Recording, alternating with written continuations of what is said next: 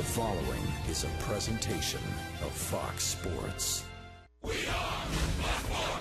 We are Arizona.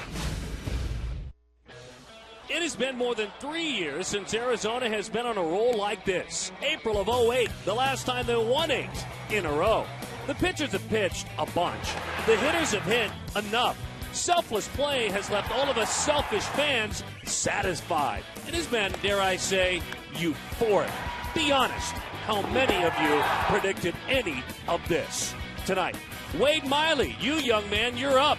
The state of 8 is upon us.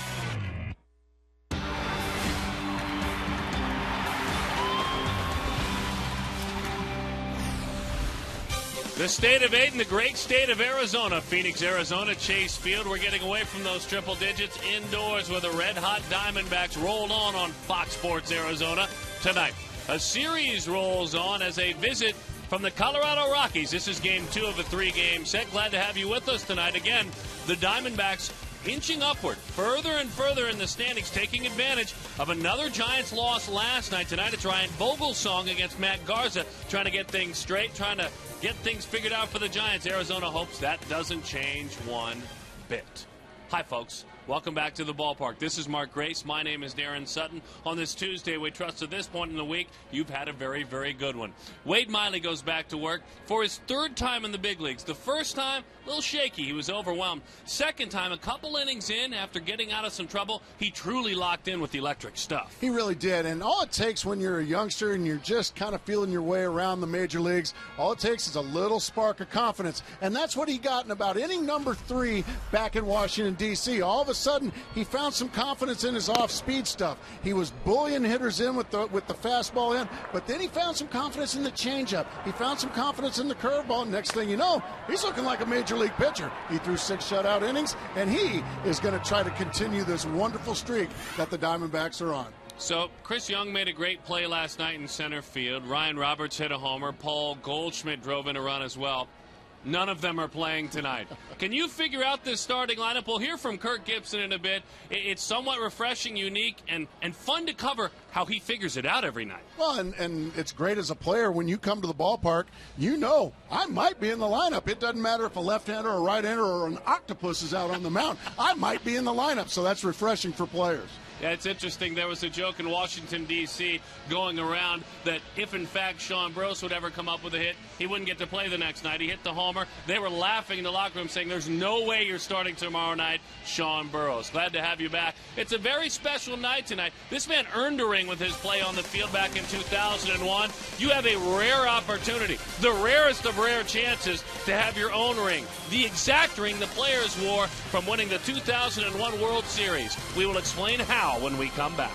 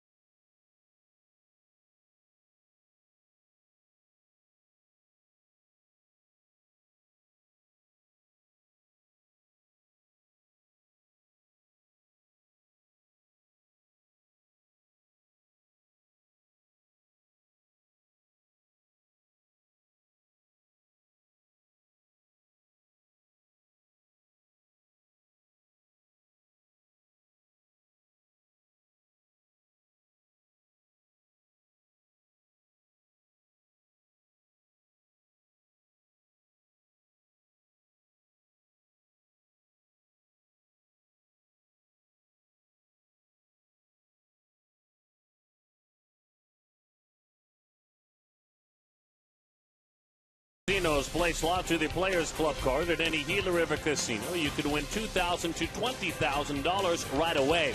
Right now, get on over to Jack in the Box. Come try the new Jumbo Breakfast Platter. It's only $2.99 plus tax at participating restaurants. And it's good. By Southwest Airlines' new Rapid Rewards. Unlimited reward seats with no blackout dates. Well, the D-backs homestand lives on tonight, and so too does their series against the Colorado Rockies. The D-backs looking to make it 8 straight. Also here on Fox Sports Arizona tonight, it is Ring Raffle tonight. Ring Raffle, a chance for you to own a very special piece of history. There it is right there, an authentic Diamondbacks 2001 World Series championship ring, just like the players received. And the best part, the money raised tonight goes to a great cause. Everyday heroes, police, firefighters, first responders. Now, here's how you can get involved. Tonight, through the end of the postgame show, call 602-462-3899 to buy your raffle tickets. $10 for one, $25 for three, and $50 for seven. If you spend $50, it's pretty cool. You get a limited edition print called 2001 Heroes. There are 3,000 of those available with the guys that helped the D-backs win the World Series. So call tonight. You can also log on to dbacks.com/ring raffle. You can buy your tickets through September 5th. The winner will be announced on September the 10th. Speaking of winning, the D-backs have been doing a lot of that as of late. They've made it 7 straight. Their starting pitching has been phenomenal. Their bullpen has been outstanding, and their offense is doing the job. So when we come back, it's Game 2. The D-backs and the Rockies, Darren and Grace, have the call.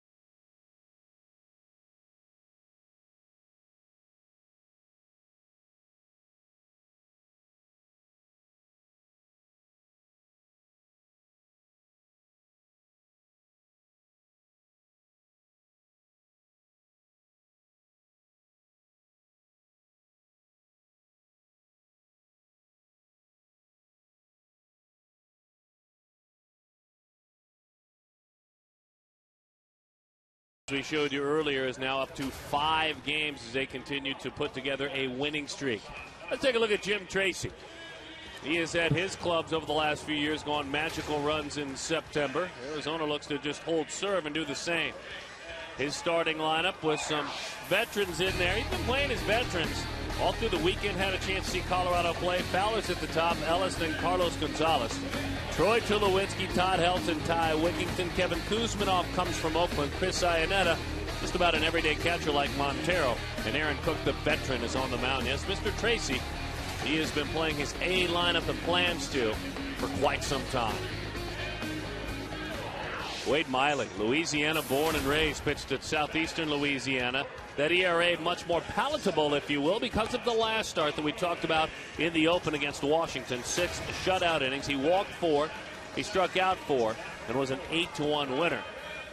He throws all 4 pitches, too, doesn't he? Yeah, and once he gets some confidence, what we saw in him, he was a power pitcher early in the nation's capital. He was really effective with the fastball into the right-handed hitters. Then, once he sped those guys up, that made his off-speed stuff much more effective. Let's take a look defensively. Parra, Cowgill, and center, as we told you in our open with Upton and Wright. There's Burrows and Overbay, not to be confused with, of course, Robertson Goldschmidt on the corners. Miguel Montero behind the plate.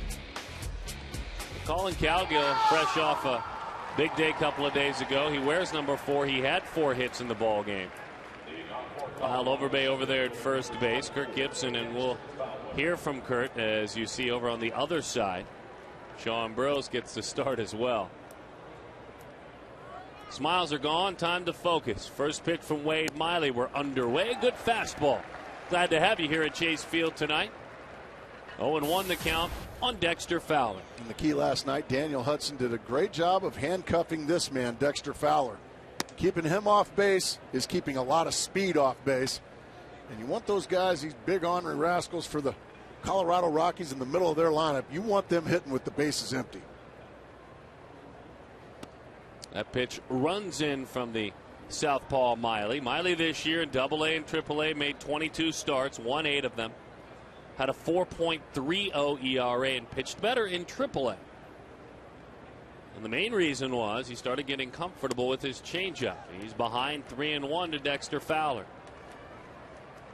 It's his first outing here at Chase Field. Both of his outings we told you about in Atlanta and then here at Washington. Hasn't pitched here in this ballpark yet. Has to take a step back and realize I've got to throw a strike here. I do not want to walk the first man I face tonight. That's exactly what he does. Ouch. So Dexter Fowler is on in front of the pesky Mark Ellis. This is kind of what he did 5 days ago, Darren, and that is he was in the stretch all night long. He made the pitches when he had to, but it's a tough recipe to follow. Walking guys, giving up base hits, that's usually not a good recipe for success, but speed is on the bases. Now that opens up all kinds of opportunities for Jim Tracy to hit and run or steal or do whatever he wants to do. I'll be stunned if Miley doesn't keep him close. Because Kurt Gibson, there was a double steal against him in one of those early 3 innings with 2 runners on. Kurt Gibson laid into him real good on the bench. Said, look, we worked all spring. You were in big league spring camp all spring long. We worked on holding runners. We worked on it ad nauseum. Same rules apply in AA and AAA as there's a strike. We share philosophies top to bottom now in the organization. And Gibson said, if you want to go back out there the rest of this game, you better keep him close. And not only did Miley do that, but it locked him in other areas after getting an earful. Sometimes an earful is just what you need. I think especially when it comes from Kurt Gibson. The funny thing about Gibson, too, and we know this, there are times when that happens with a leader or a coach or a parent. It doesn't matter. When it's too much, he doesn't spend that coin very often. Only when he thinks it's best. Because then it starts falling on a deaf ear. And he also has to have a young man that can handle it. And this kid can handle it. Out front, lifted, down the line, into the corner it goes. Racing, still going! The sliding play! Number 8, Gerardo Parra. Wave the 8s out there in the left field bleachers because Parra, playing way over in the left center gap, had to go a long, long ways for that high fly ball, and he ends up making, well, for him, this is becoming routine, but we realize just how spectacular a play that is. One of the best defensive left fielders in the National League, if not in the top 3 or 4 in the game. And when he plays every day, he gets better, and he's played most every day. So now Carlos Gonzalez. 24 home runs, 86 RBIs.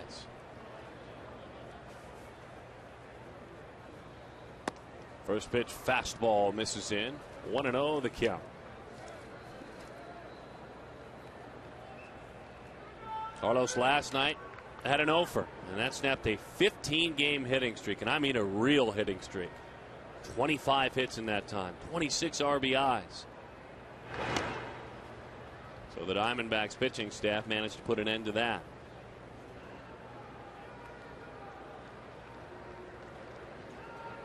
And, of course, the man on the far right of your screen did it last night, Daniel Hudson. The 1-0. Slow curveball, didn't finish it. 2-0 the count. Troy Tulowitzki waits on deck.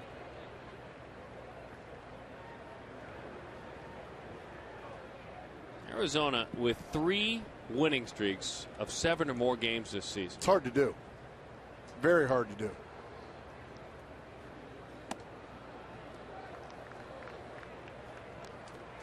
Ball 3. Well, you talk about how hard it is to do. I mean, for Kirk Gibson, it's never been done before this year.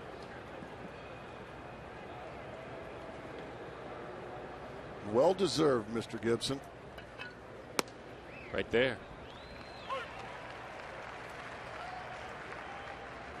Now, the winning streaks, something that in years past, especially the recent years, last couple of years, the Diamondbacks couldn't put together extended winning streaks. I couldn't put together 2 or 3. The 3-1. Good outside pitch there. On the corner. That's a pitcher's pitch there from Miley.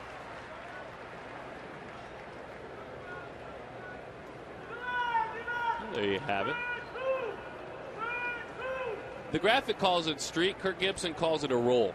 He always talks about it's time to get on a roll. Yeah. Win 2 or 3 is good, but I want to get on a roll. Click off about 7 or 8. Hot shot past to diving Overbay into right field it goes. Upton is up with it. Spins into the cutoff man. Runners are on first and third now. And all that noise in front of Troy Tulowitzki. This ball is hit about as hard as you can hit a baseball. It is past Overbay before he can even move. My goodness. Nice job there by Upton, getting over, cutting it off, and getting it back into second base. Keeping the double play in order, but the leadoff walk, and then falling behind Carlos Gonzalez. And anybody that's a middle of the order hitter, that's just asking for it. So Wade Miley's got to get ahead if he plans to have much of an evening. Well, since the All-Star break came and went here from Phoenix, Arizona, and the games were resumed, Troy Tulowitzki is the best hitter in all of the National League against left-handed pitching. That time, he's going to lower his average. And it's not even deep enough. A first-pitch changeup fed on his aggressiveness. Well, that's a huge out. Well, it is a huge out, no question.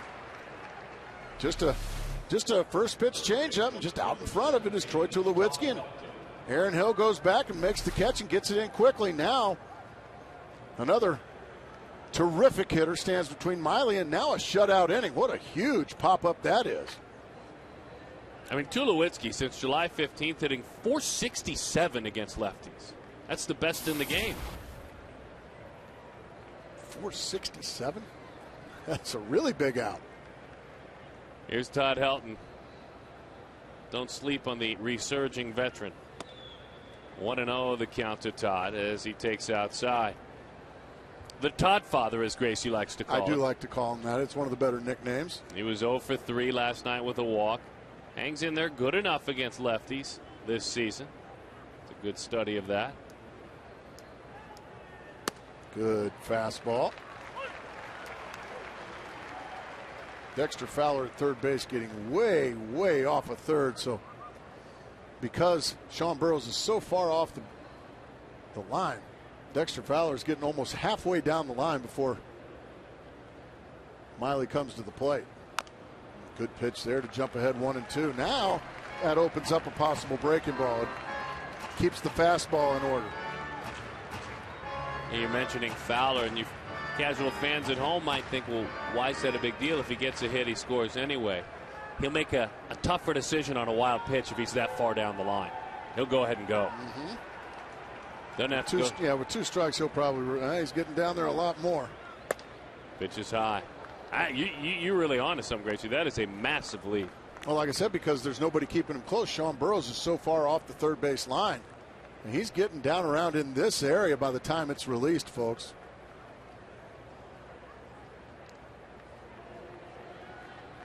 Two. slapped right past him. Almost got him. So one more time, 2-2 the count to Helton.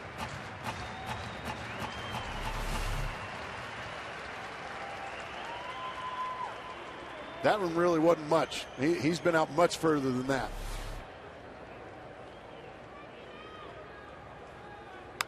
Breaking ball. Boy, the good ones.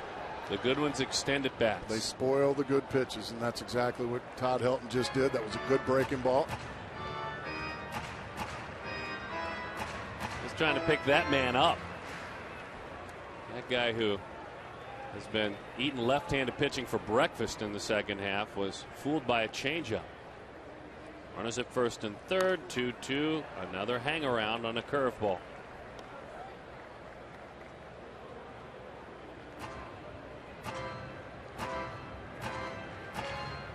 Miley having a long inning, 22 pitches into this first inning. This is kind of what we saw in Washington, D.C. A couple guys on base just about every inning, but pitching around it. Let's see if he can continue to do it here.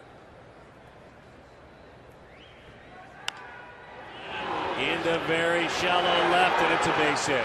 An incredible at bat for Todd Helton.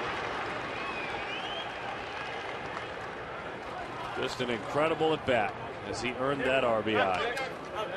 Well, he certainly got it off the fist, but it was up. It was up around belt high, and when the pitch is up, instead of a ground ball, it's going to be a little pop, and it lands out in front of Gerardo Parr, and the Rockies take the lead.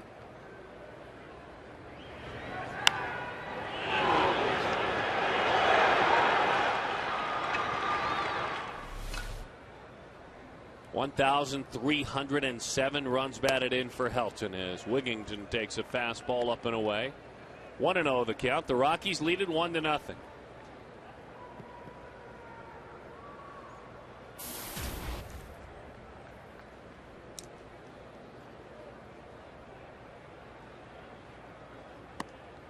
Change up on the corner. 1-1 the count from Miley. Well, if you want to go by the book, which I don't know who wrote that book, Darren, but Miley has retired 2 right-handed hitters this inning, and both left-handed hitters have gotten the base hits.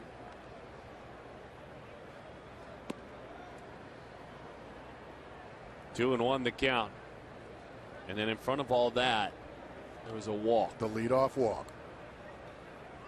And that's the one thing that you don't have to explain.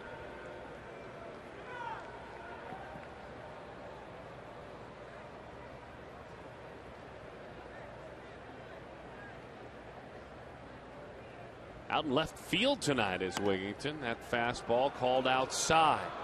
3-1.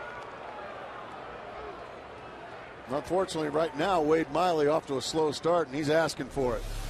Falling behind major league hitters is not anything you want to do. Got to find a way to make your pitches. There's a good pitch, a changeup. On 3-1. I was going to say that's the third 3-ball count already.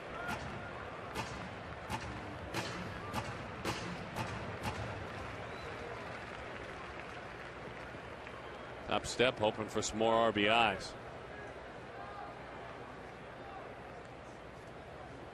Miley, meantime, showing a little bit more of the demeanor we saw in Atlanta than what we saw in Washington. A little bit more overwhelmed, or so it appears. Runners will go. The pitch. Swing and a miss. Got him with a fastball. He threw a bunch of pitches, 29 to be exact, and only gave up 1 run. Todd Helton, oh, the Todd father.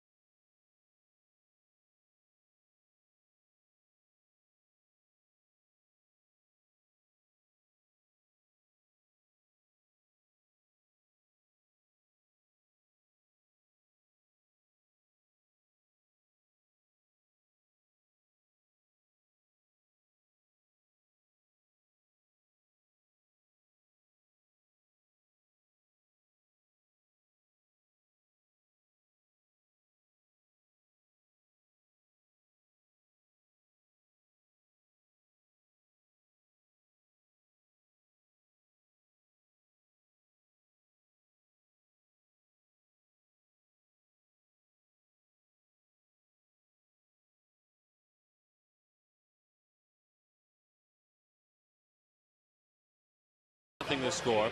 The Diamondbacks are going to go to work under skipper Kirk Gibson, now 2 over 500 as a manager. Lineups brought to you by Southwest Airlines. Go to southwest.com/Yahtzee for your chance to win rapid reward points. Bloomquist, Parra, Upton, Montero, there's Hill, and there are those guys at the bottom. Who'd have guessed it? Overbay, Calgill, Burrows, and then Wade Miley. Aaron Cook, sinker ball specialist, 32 years old. Has been around long enough to make more than 200 starts in the major leagues. This year, though, numbers we're not used to seeing. An ERA of 5.5 and just 3 victories. But been getting better. Got off to just an awful start, losing his first 5 games, and that's what you're going to see a lot of right there. Sinker after sinker after sinker. Usually 3 out of 4 pitches at least will be that pitch right there, that diving fastball. He buries that one in on the hands. Willie's going hard up the line. Fine play by Ellis. David Robleski and Associates shows off that defense, which just flexed its muscles for the Colorado Rockies. Wigington, Fowler, Gonzalez. In the middle, very strong with Tulowitzki and Ellis. Chris Iannetta behind the plate.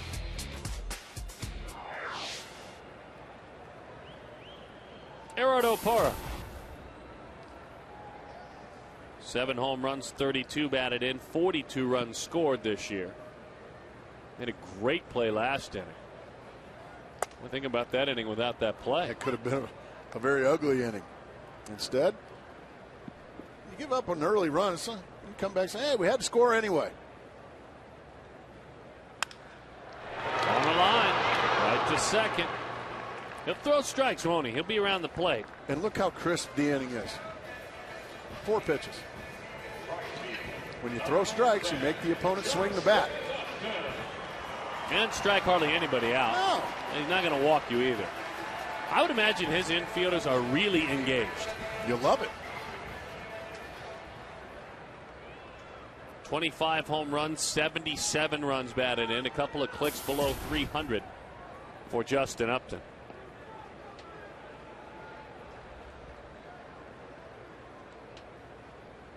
And the first pitch is inside over the corner, 0-1 the count. Justin took one square between the numbers last night. And I mean, it was right there in the middle of the back. Mr. White facing the Diamondbacks for the first time since coming over in a big trade for Ubaldo Jimenez. Well, he was down for so long as that one is up and in. You were just glad to see him able to get up. I mean, he was down for a long time. We were scared. He's all right was today. Scary.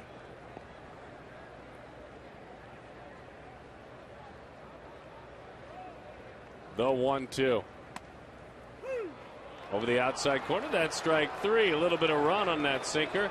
And Justin goes down on strikes. Through 1-0.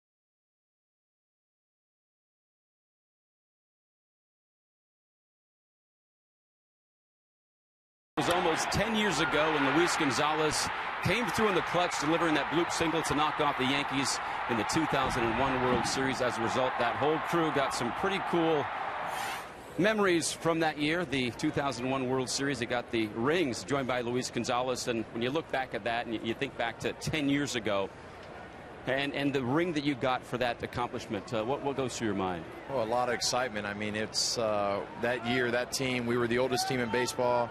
We had a lot of journeymen on that team, and we were all pulling in the same direction. So it was an exciting time for us as players and for the city of Arizona. Well, the state of Arizona, really. Where do you keep your ring? It's not, you don't have it with you right now. I don't have it with me right now. I usually keep it at home in a safe. So that rock burglar was around for a while, so we had to hide it. Yeah, I know. You know, it's interesting. Yeah, Gracie agrees up there. Huh? You know, it's interesting. Fans get a chance tonight and all the way through the 5th to be part of the ring raffle, and it's kind of a great deal. I mean, it's actually the authentic one as the fly to right field. Just nothing hauls it in. Kuzmanoff is retired, but it's pretty cool. One fan gets a chance to actually have the exact same ring as you guys received. Yeah, it's a great opportunity for our fans to pitch in. The money goes for a great cause, and not only that, but to have that special ring that each player has. You see it there on TV. It's a unique opportunity, and it's the A ring. It's not, you know, sometimes they categorize them A, B, and C's for the players get the A rings in front office and things like that, but to have an opportunity to get the same ring that the players get, it's a good conversation piece to have. That A means they got 4 diamonds right there. Would you pull yours out every once in a while and look at that ring and take you back to just a very special moment in time? I take it out for special occasions or when I'm going to, you know, go to schools and visit kids and things like that. And you know, it's a good piece to have because you know, it's something that a lot of us have worked really hard for, and so many great players have played this game, and so few get the opportunity to play in a World Series, much less get the chance to win a World Series ring. I netted with the base hit to left field. Also, the first 3,000 people that buy at least 7 tickets, that's $50 worth, get a very cool limited edition print of the World Series heroes from that year. Yeah, that's also a nice piece to have. It's a special memento to have, and we hope that a lot of people chip in and make the contribution to try to get the ring, but at the same time, you're going to get a nice print out of it. So it's truly something you can keep and cherish for a long time. Gonzo, thanks for your time. I saw Mark Grace's ring today. He's had a lot of rubies and diamonds and all. Yeah, it was just... Guys, back up to you. There were different rings. Was yours the A+ ring, Mark? Mine's definitely the A+ ring. Are you kidding me? Hang in there, Gonzo. 1-0 the count to Aaron Cook after the single.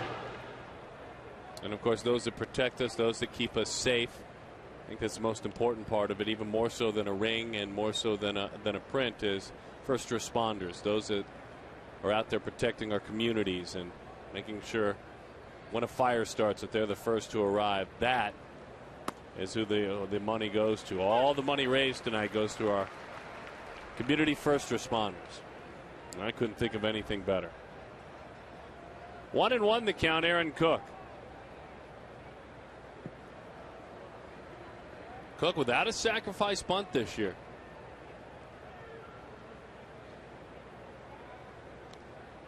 Miley shoots that one over. Almost surprising Lyle, and not the best of throws there.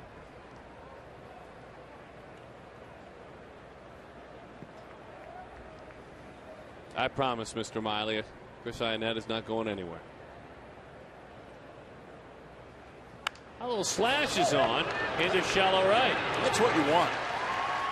You want the pitcher to pull it back and slash because you want to take your chances with a guy hitting 167. That's hard to do, pull it back and then get a base hit. And he hits a little lazy fly ball and still.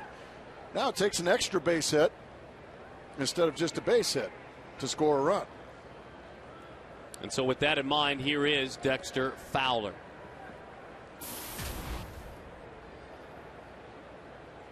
Fowler walked and scored back in the first inning. He's walked a bunch. He's walked 57 times this year, has a 360 on base as he fouls it back. 0-1 the count on Dexter Fowler. Strong and fast, covers a lot of ground. Still kind of waiting on this young man, though, to do even more. There's no denying for skipper Jim Tracy. Carney Lansford, the gritty ball player, the hitting coach now for the Rockies behind him. Hasn't homered this year. Runner on the move. He said he wouldn't be going anywhere. And much to our surprise, he's going. Somebody must have missed a sign along the way. And he keeps throwing them out, by the way, Miguel Montero.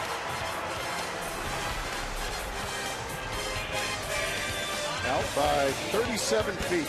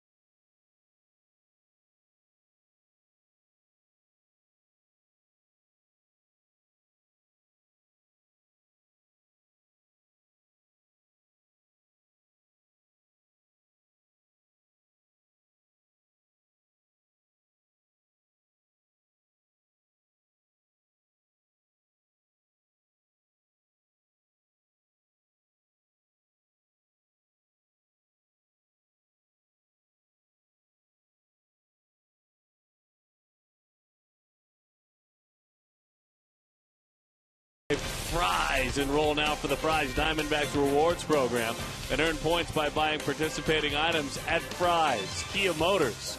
Learn more online. Visit phxkia.com. Miguel Montero to lead it off. We're certainly glad you're spending your evening, for a while anyway, with us. He's Mark Grace. I'm Darren Sutton. You heard Brad just a moment ago down below. Well, that's tough to handle. It looks like it's coming right at you. A comeback or strike one to Montero. 12 home runs, 66 RBIs.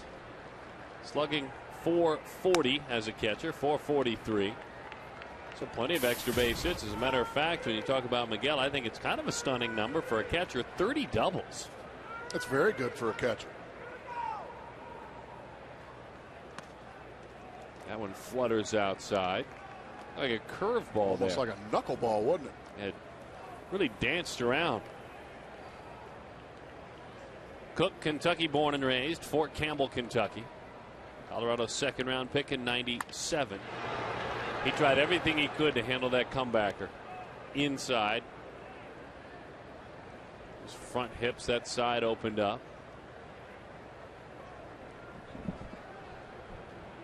Montero, even though his throwing has continued to improve, the work, we all know how this works, but the 3 times a week with Glenn Sherlock, the grinding continues.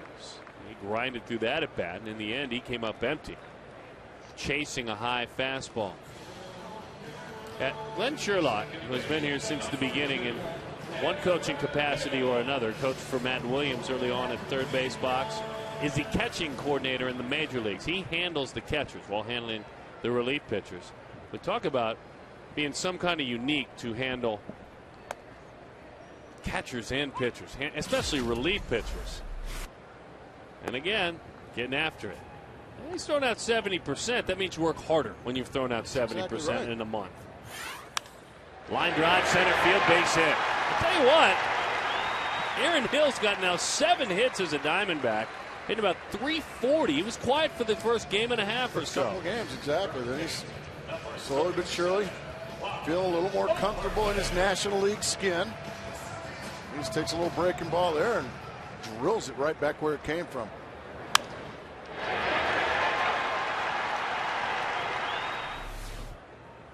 So Montero strikes out to start the inning. swinging, and then Hill singles right back through the box. Here's Lyle Overbay. You know, the running joke we told you in our open about the lineup as Lyle takes inside was that immediately after Overbay beat Roy Halladay, one of the game's probably most well-known pitchers and one of the best. Beat him, celebratory moment. He was still just getting comfortable with his new teammates. They all gathered around him and said, by the way, congratulations, you won't be playing tomorrow since you did that. Kind of like Goldschmidt last night, getting a couple of hits now. He'll sit and watch Lyle Overbay. The 1-0. 1-1 the count. Same thing happened after Burroughs hit the unexpected home run. Guys with a laugh said, thank you for the homer. Enjoy watching tomorrow's ball game. 1-1 the count. Now part of that's tongue in cheek. There are a handful of guys that seem to be everyday players. Though one of them, again, is not out there tonight in center field. We are used to seeing Chris Young just about every day. The 1-1. Chops that one foul. 1-2 the count on Lyle Overbay. Gibson said started to make up his mind about it last night and then into this morning. We'll share the rest of the story from the manager's perspective in just a moment. But just understand this, when Chris Young got out of his car today, not last night, today, he thought he was a starting center fielder. 1-2 the count. Enjoy the night off. Take a rest. Swing and a miss. Kirk Gibson talks about sharing the story. It's our Geico quote with his center fielder. Like, see why I'd never say a thing. In fact, he didn't even know he had been playing today. I went in there. He was on the training table preparing like a normal day before I went and worked out, and I basically made a comment about him not playing. He said, "You're kidding, right?" I said, "No, he didn't check the lineup, but he'll act like he didn't want it and was mad," which he didn't want it, but it's by design to make us a better team through to the end. There you go. You're kidding, right? No, I'm not. You're not playing. He didn't even. My favorite part of that story is a little kind of a sidebar. He passed right by the board where the lineup is. He's the kind of player who doesn't even think to look. And it's a good feeling to be in that situation. The man who is in his place, Colin Cowgill. Ahead in the count, 1-0. Buried that fastball in his hands to Lewinsky. Boy, did he stay that one nicely. He's rolling right up his hands. We'll go into that dugout. We'll talk with Matt Williams when we come back.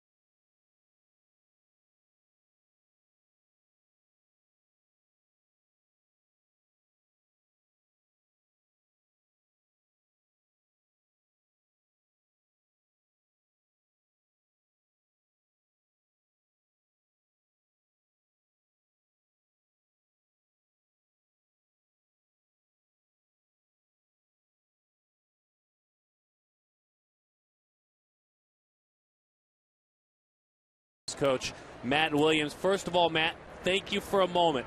I want to talk to you about the first inning. because the pace of Miley was a little bit slow. How challenging is it, and how much do you have to remind your infielders, even when they come in between innings, stay up on your toes if he's missing or nibbling around the zone? How important is that for them? Well, it's important for him to be on their toes at all times. You know, it's with Wade, you know, he's a young pitcher. We have to make the plays behind him, certainly. He needs to pound the zone, of course, but we need to be able to make the plays behind him. Hey, Matty, on the other side, Aaron Cook looks like he's got his good sinker. He looks like he's got pretty good command. What is the game plan against him tonight? Well, just getting the ball up in the zone. You know, the important thing is to get the ball up in the zone. He lives off his sinker, lives off of ground balls, so that's the first and foremost thing. Get ahead in the count and up in the zone. Get a good pitch to hit. Burroughs just made that play. Describe your level of satisfaction, A, with his defense when you first saw him, and how you're trying to keep him fresh and developing it.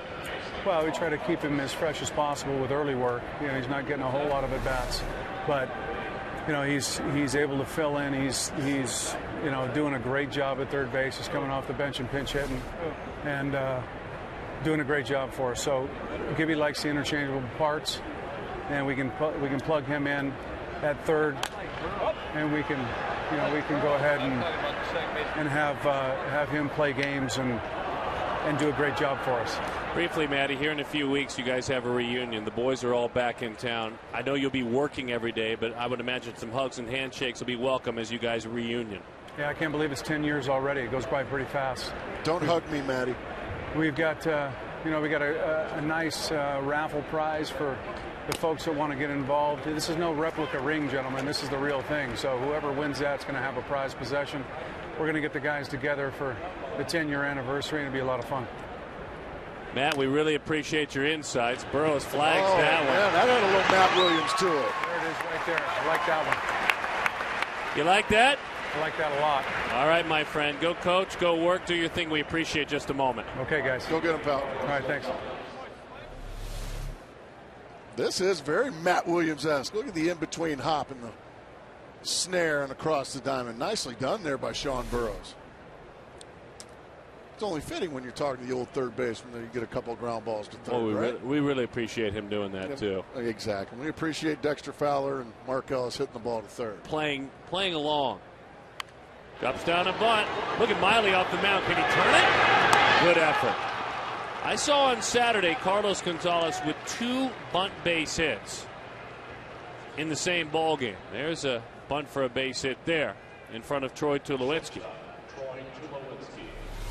Miley's showing some athleticism there. He slides, and I think a decent throw. No, I don't think so. He would have beat that anyway. With 2 outs and a dangerous hitter like Carlos Gonzalez, if I'm Wade Miley, I'm saying thank you very much for bunting. Yeah, there. You can bounce your wisdom back and forth on that one. I can see both sides of that discussion. And you're getting on base for a guy that's hitting 1,000,000 off of left-handed hitters lately, so. But it still takes an extra base hit to score you. Yeah, we told you about that earlier. He was retired. Troy Tulowitzki was popping one up. Before that, 21 of 45 in the second half against lefties. That's .467.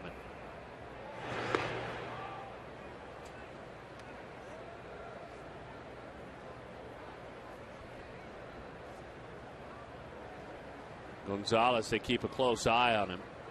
You know, the uniqueness about that conversation with Matt Williams, as time is called, and they'll talk about things. Now, when Matt did that interview, a lot of times guys will go to the far end of the dugout.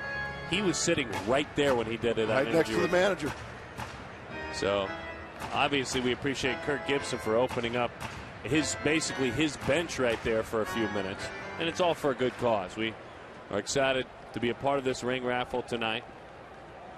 Taking care of our everyday heroes as well, and all the funds that are raised to first responders.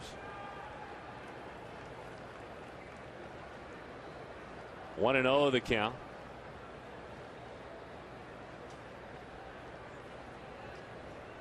Matt had a little bit of TV experience in him. Did you see that? See him engage the camera and talk about all the good things that go into the ring? He found the camera. Oh, sure. You know nobody's fool. Oh, no, we knew that a long time ago. 1-0 the count. Remember, he and his lovely wife, Erica, they hosted the pregame show. That was my first years here. Then Matt went off to managing the minor leagues, and I hosted the show with Eric. That's exactly right. The 1-0. 1-1 the count. And we really missed Matt when he left. I was not very big league. Not compared to Matt.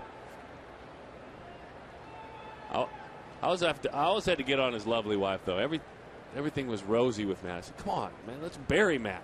Let's hammer him. Let's tear him apart.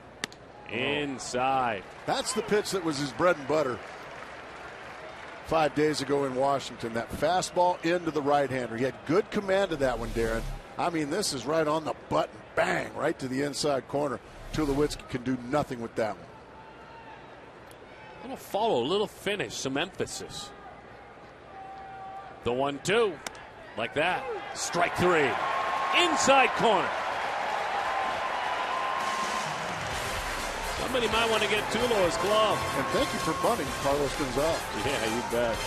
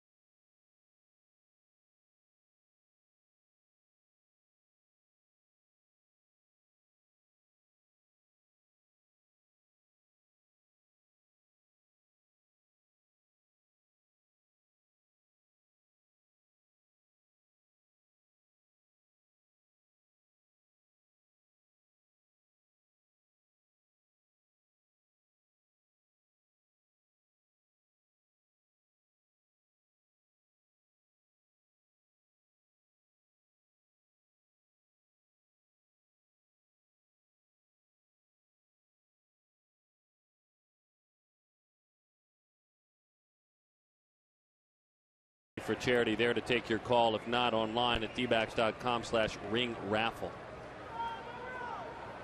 As Sean Burroughs leads it off. First pitch, look at the sink on that one. Called the ball, though. 1-0 the count to Sean.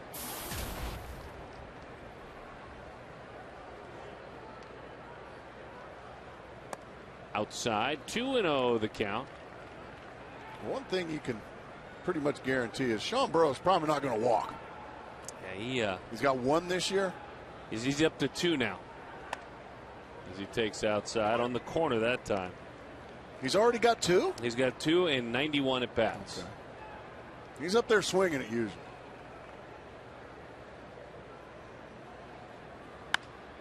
Fights that one off the other way. Why not swing it? Why not swing it? Base hit for Sean Burroughs.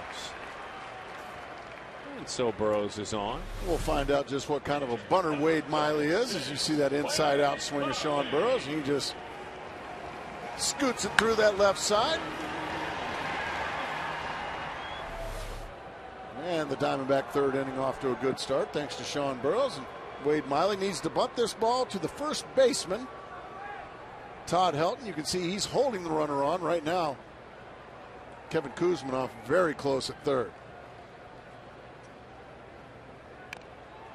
Wants that one up the first base line, but it's foul.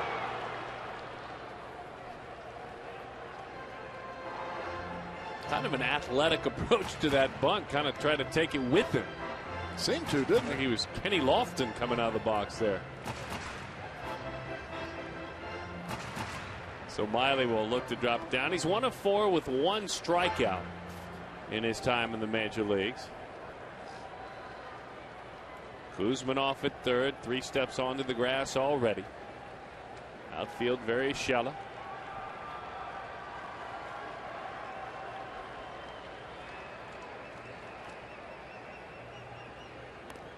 Fouls it off.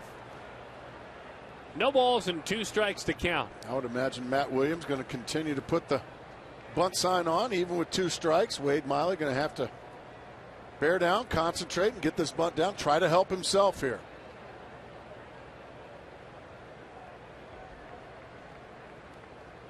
Well, you heard from Luis Gonzalez. Gracie always sharing his memories of 2001. Matt Williams down in the dugout. Jay Bell will join us a little bit later on this evening as well, so sit tight for that. Fouls it off, empty at bat for Miley. Yeah, he ended up chasing one about 1.5 feet outside there, so like you said, very empty at bat. So our Kia text poll, by the way, if you play along, you vote, you can send to receive a message from Kia Motors America, but that's a good thing. If you win the Diamondbacks championship ring, you will, A, wear it every day, B, lock it up. No, you lock it up. Or C, tell people you're gonzo. A, B, or C to 36929. Well, I try to wear it every day and then wear my uniform as well. Would you? It's a good text poll. Gonzo taught me that trick. Really? Oh, yeah. Wear that big number 17 on the back. Oh, I wear the Gonzo uniform. Oh, the Gonzo uniform. You're a lot more popular with that one on. Do you ever pay for anything then? Not the Gonzo uniform. The Grace uniform, you betcha.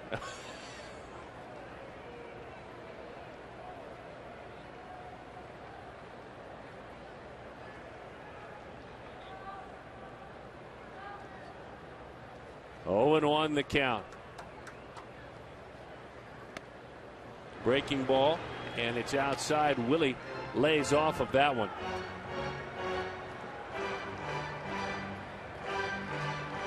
August the 30th, the Diamondbacks have a 5-game lead.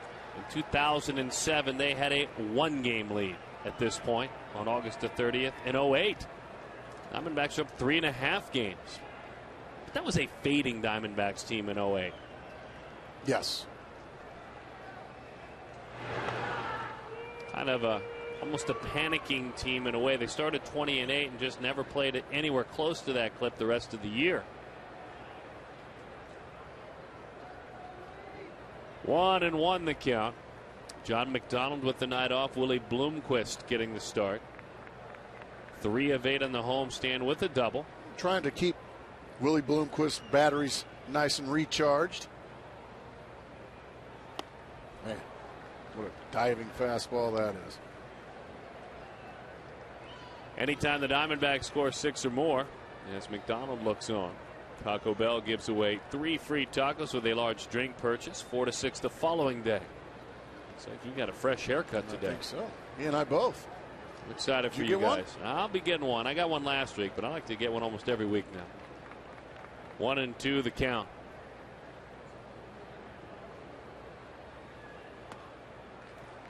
Two and two, and that's the pitch he wants you to hack at. Exactly. He would love it.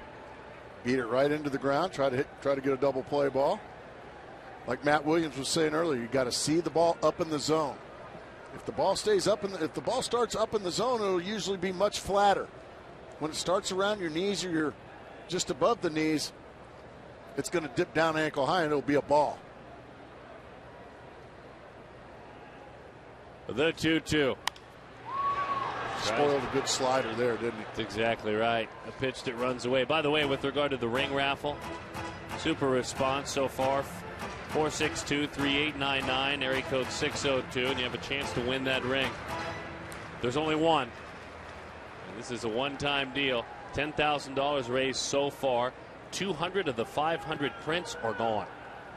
Awesome. So way to be generous, you folks. And again, raising funds for those that keep us safe, our first responders. 2001 Heroes print is incredible as well. 2-2 the count. Slow curveball. So that goes along with the slider. It's 3-2. Now you have to send the runner here if you're Kirk Gibson, I think. This is just me. He doesn't have to do anything. He's the manager, but this is a ground ball guy. And you're just going to you're going to get a sinker here. You're not going to get a curve ball. You're not going to get anything else. You're going to get a sinker ball. And now you have to trust Willie to put it in play if it's a strike. And if it's out of the strike zone, you have to trust him to take it. But I'm sure Kirk Gibson doesn't just want to sit over there in the third base dugout and let his offensive players just tap into double plays all night. 13 of them this year, and he has only made 14 starts. Runner goes. Pitch outside. Pitch is outside. It's ball 4. There you go. Trusting your hitter. That's exactly what Kirk Gibson just did. He just trusted Willie Bloomquist to get a strike. Trusted the veteran to, if it's out of the zone, I won't swing at it. And that's why you send Sean Burroughs right there in that situation. Good stuff there from Willie Bloomquist. That was a good at-bat. He had a 1-2 count and he coached it into a walk. And I'll tell you, that pitch was tantalizing. If it was 2 inches outside, that was it. I mean, he really tried to get him to go after one just off the plate. So now Parra. That's the thing about a guy like Aaron Cook. You're always one pitch away from getting out of a big inning because you've always got that double play ball in your back pocket. Pitch is outside. Now Parra, from his first years until now, this is year number 3. Year 1 was about twice league average rolling into double plays. He's gotten better every year, kind of sensing the situation, trying to use the whole ballpark.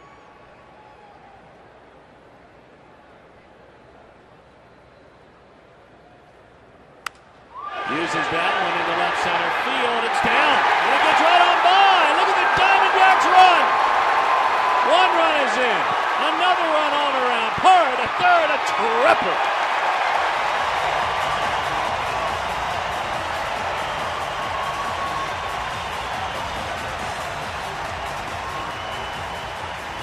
What is it Matt Williams told you? You have to see it up.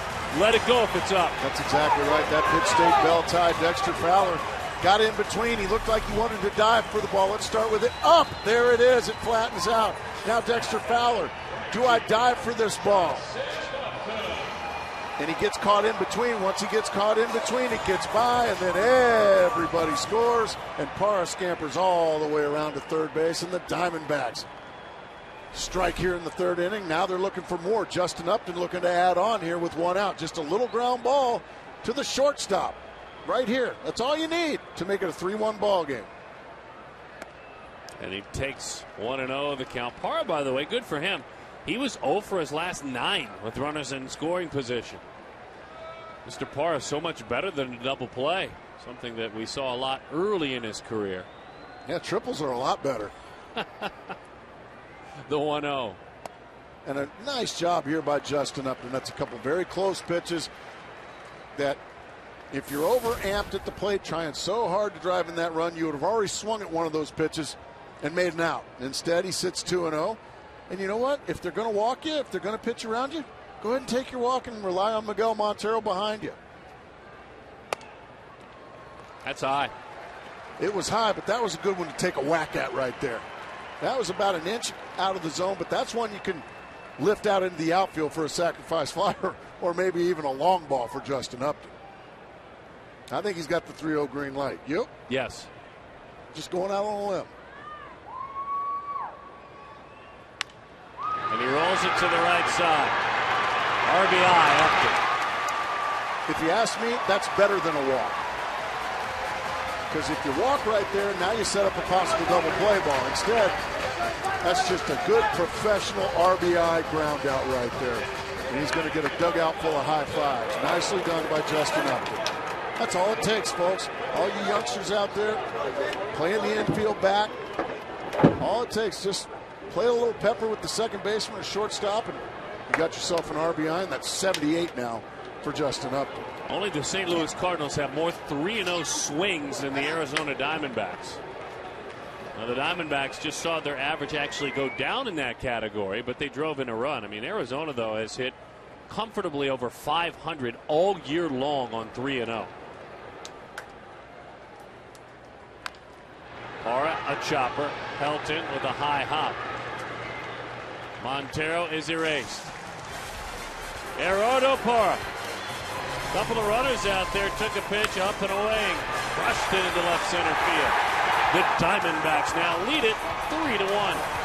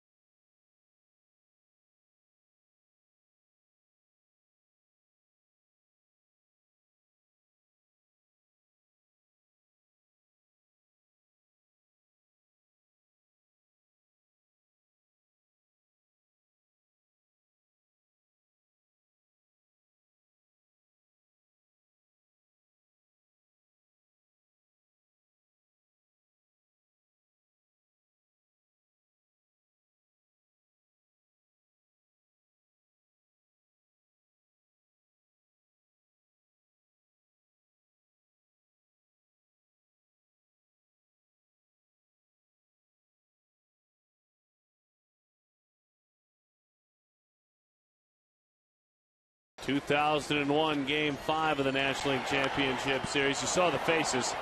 It was Johnson. It was Glavine.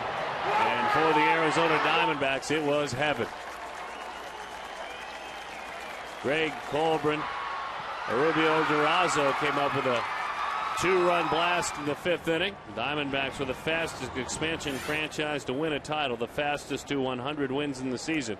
On October 21st, they became the fastest expansion franchise to win a league championship. Hey, the Chicago Cubs are up by a score of 1-0.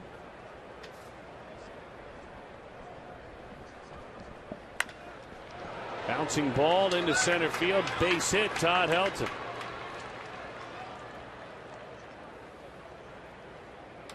Just a moment ago in San Francisco, California, this was the Giants telecast as they kept an eye on what's going on down here in Arizona, sharing with all their viewers. Well, it's good of them to keep up with us. Well, we're keeping up with them. Oh, yeah. We're taking you with us, by the way, up to the Bay Area this weekend. Here's Ty Wigington. Pitch is low. Friday, Saturday, Sunday. Friday will be on television. We're bringing you with. Sunday on television on Fox Sports Arizona. The 1-0. Swing and a miss. Saturday, you can catch the game on the MLB Network. And the restrictions that protect those of us that televise locally have been lifted because Fox Sports Arizona not carrying the game. You can catch it on the MLB Network or, of course, on the radio. Greg Schulte, Tom Candiotti. And you can catch that one on Sports 620 KTAR. There's the boys. Cooling down. They got the fan working in there. The 2-1. A little number off to the right side. Overbay. Now he's covering. Uh-oh, that bag's he all right? Get up, Wade. Go ahead. All right, he's all right. He's a tough Cajun boy. He's a good athlete, isn't he? Yeah, he's a very good athlete. Looked like he might have twisted an ankle. Really nice play here by Overbay, coming way off the bag and getting the go-ahead runner, the lead runner. And then Miley looks like he may have twisted an ankle, something to that effect, but really good play by Overbay.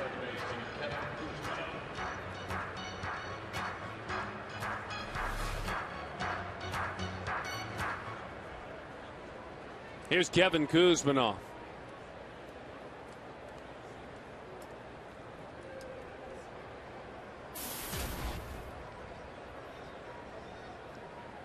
Miley a 3.69 ERA in his minor league career. He fires that one over there. About 88 miles an hour to Lyle Overbay. One of his better fastballs right there. Randy Johnson used to do that. Throw it hard? Oh, my goodness. Some of the best fastballs he ever threw were to me over at first base. Like, Randy, I couldn't hit you. What makes you think I can catch you? So would you just get one of those new gloves and bring it out for Randy because it would break it in? It wouldn't take long for Randy. Randy and Sean Dunston were good for gloves. The 1-0. Changeup never got there. 2-0 the count. Miley started this year, as we mentioned earlier, as a Double-A pitcher. Made a move from Mobile to Reno. And usually when you go to pitch in Reno and pitch in that PCL, you add about 2 runs to your ERA. Yeah, you do. It's because of that pitch right there, the changeup. When he got to AAA, he lopped a run off his ERA, which is stunning. He was better in AAA than in AA. Strange how that works. And yeah, Reno is very much a hitter's ballpark. Mountainous area, high altitude. Bouncing ball. Burrows gives it an effort, but it's into left field with a base hit.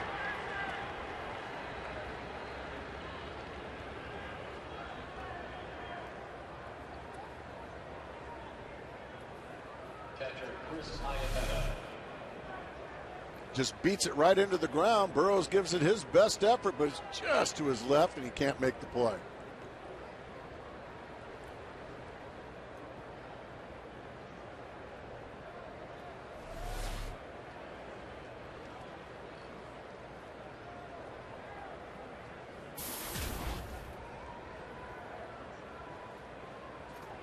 Chris Iannetta now. Grounds that one to the right side. This one's past Overbay. Here comes Upton. He is up with it. Where's the throw going? To the third baseman with the tag. In sliding safe. Getting interesting now. Wigington hustling all the way around. So Iannetta hit that ball hard. He's got a couple of hits tonight. Now you can add RBI number 47 to his resume. Overbay no chance. Upton playing very deep.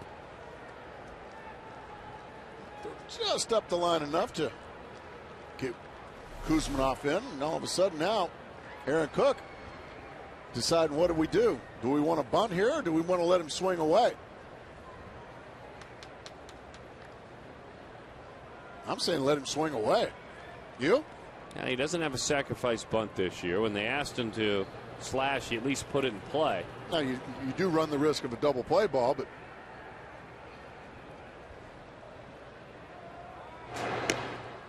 we're talking about Miley and his work that he began down in AA. A lot of eyes on AA now. Down in Mobile, Tyler Skaggs, Corbin pitching very effectively. Mr. Brewer, local product. Charles Brewer, Chaparral, then UCLA. And speaking of UCLA, we have seen strikeout after strikeout stack up for number 3 pick overall, Trevor Bauer. He had a learning night tonight. Let's put it that way. You hope he can learn from what happened tonight. He got crunched, did he? An inning and 2/3 for Bauer. 8 hits, 10 runs, all What? earned. Oh, dear. And he walked 3, struck out 3. So Trevor Bauer, he'll go back to the drawing board. He had been just about unhittable. Did he pull it back? It doesn't matter. It's a strike. Called strike. Aaron Cook saying, will you please make sure that's a strike when I'm pitching? 0-2 the count.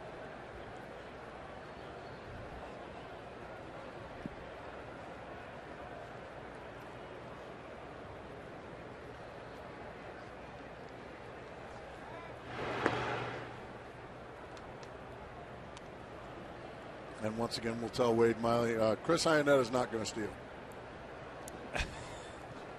And I don't know what. Even though he did shortly thereafter, That's didn't he? exactly right.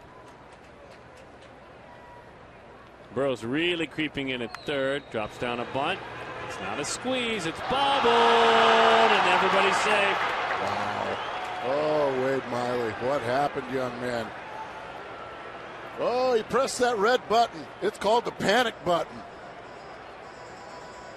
I mean, an easy bunt. Really a poor bunt. Just firm, right back at him. Kuzminov doing nothing. But he takes his eye off of everything. And everybody's safe. And yikes, Wade Miley has gotten himself into a nice mess here by not doing the basic fielding drills.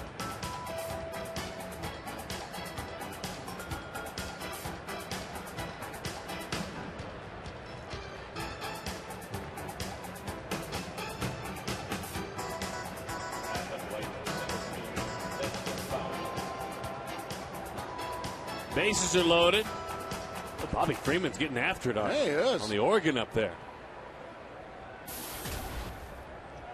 Let's hope that casts some good mojo down on Wade Miley. Bases are full. 3-2 is the score. Yeah, 3 base hits and now an error. I've got the Rockies knocking on the door. We're going to have to play at the plate here. I don't see how you tag with Parra. Because you don't. Perfect. Right to the cutoff man, Gerardo Parra. Textbook outfielding right there. Yeah, wave those eights.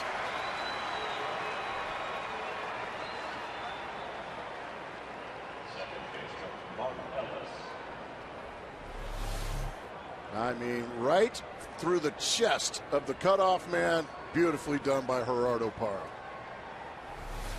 Now remember, that should have been the 3rd out. Instead, Wade Miley's got to get that elusive 4th. Let's see if he can get it done and pitch out of another big jam. Mark Ellis, very good stuff with the bases loaded in his career. Not quite as much this year.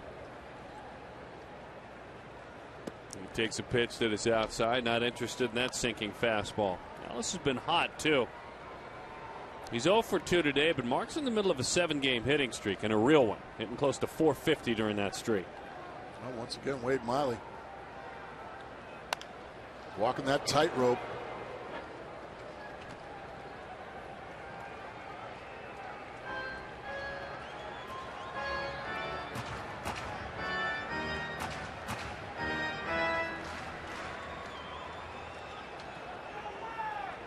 Seven hits already for the Rockies. Wade is at 67 pitches. Now 68. Really and good now pitch there. Justin Upton.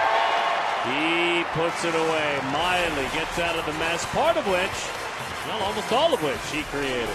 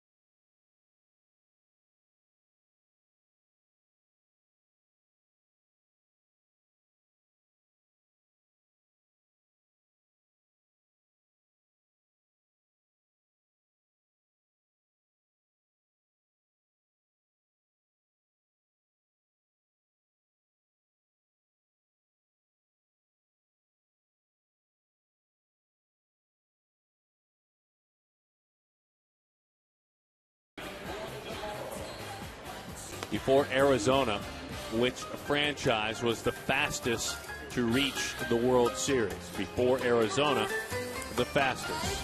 I know this one. So we'll have the answer for you next half inning. Our Nissan key to the game. All right, what is it tonight, Darren? Well, you've been lacking lately. That's the ticket. Yeah, the $5 tickets up in the upper deck. Yes, very good. That is exactly right. Very Tomorrow good. night, $5 to come sit in the upper deck, any seat, anywhere, as long as it's available. Yeah. $5 seats in the upper deck. And that very good key to the game. I mean, we really need to get you on down here, fill that thing up. I mean, there's the ticket. That's a fancier ticket. Yeah, and the Diamondbacks they're in first place. They're up 5 games coming into tonight. Is that by design? Did they work that out as an organization? That they'd be 5 games up when there was a $5 special? Wouldn't surprise me at all if they did. Kirk Gibson has that kind of power, huh?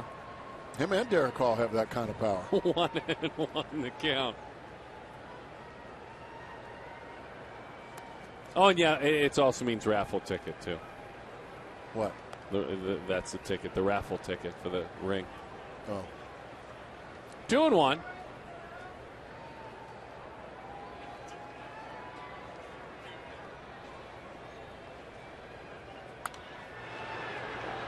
Now, a quick reminder, if you do, here's the thing, you have a chance to win. There's only one, and there's only one additional being made, a chance to win this A-grade World Championship ring. And if you go on up to $50, you buy 7 seats, or 7, I should say, raffle tickets, as that one has swung right through.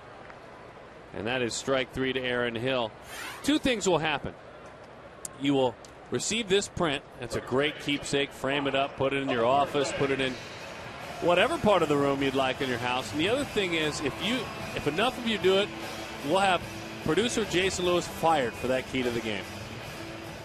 I mean, if we can get enough of you on board. Come on, folks. I mean, I knew that would get Gracie going. And we're encouraging you to call right now because there are, extra staff down there. They want to hear from you tonight. So, and you're raising funds for first responders, and that's the serious part. I mean, we're serious about Jason, but that's the serious part. Fouled off.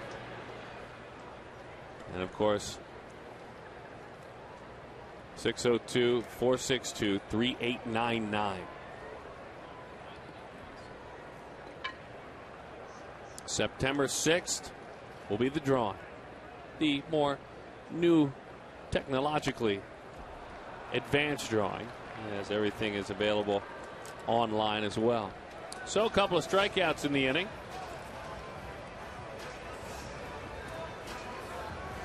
One, two, three, four, five, 6 strikeouts for Cook already.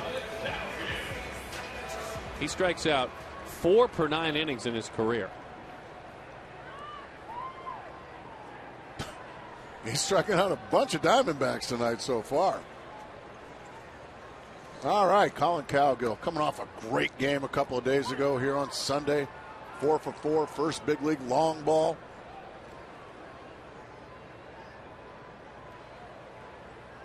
And everything was either right through the box or to right field. Colin was saying before the game today, I started down in a slide when I got to the big leagues. Then I felt like I tried harder and harder, and things got slipperier and slipperier. Of course you do. He said Don Baylor told him before that last start the other day, do not pull a ball. Do not pull a baseball or you're in big trouble. All right. Exactly. The 1-1. He goes the other way and a base hit. Just what Don Baylor was talking about. Don't pull the ball. Go ahead and drive it over there to the right side and get you a base hit. Nicely done. Carlos Gonzalez elected to stay back on that base hit, play it on the hop. That's 2 things I think when I see that play. Number 1, that's a great piece of hitting. Number 2, if I'm Aaron Cook, I need a better effort than that. Just kind of sorry. Popped into my head there. Did you see that? I did see that. I wasn't talking about the Carlos Gonzalez. You see the scoreboard change there? I saw that. 2-0. Wow. Chicago Cubs. I think Giants fans will tell you 2's usually enough. I mean, it has been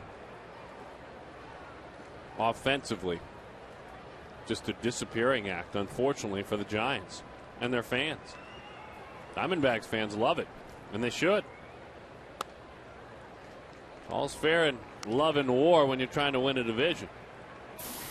And there's no love lost at all between the Diamondbacks and the Giants, as well as the Dodgers, Rockies, and the Padres. I mean, those are your rivals. Can't root for your rivals, can you? No, not usually, unless they're playing another team that you're trying to catch or knock off. Good point. 1-0 the count. Outside, 2-0 the count. Yeah, since August 1st, I mean, this is what has gone on. Last in the National League in all these categories.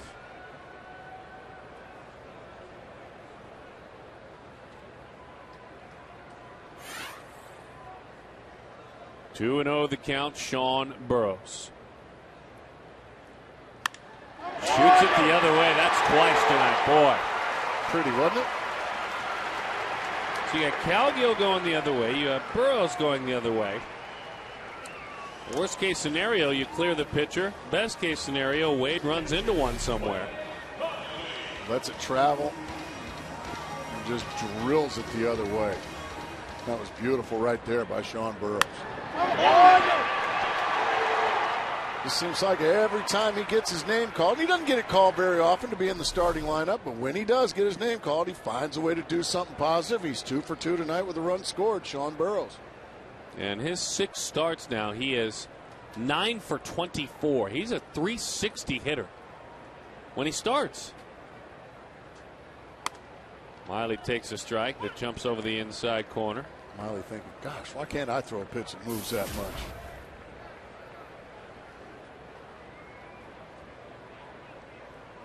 No, he's the one that gets to 93, 94 miles an hour from the left side. Exactly, which is kind of nice to have. I'm sure Aaron Cook was, man, I'd like to have that as well.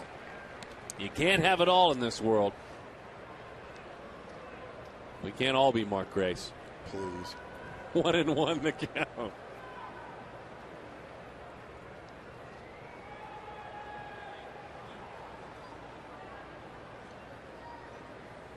Seven hits for the Rockies, but Arizona leads it.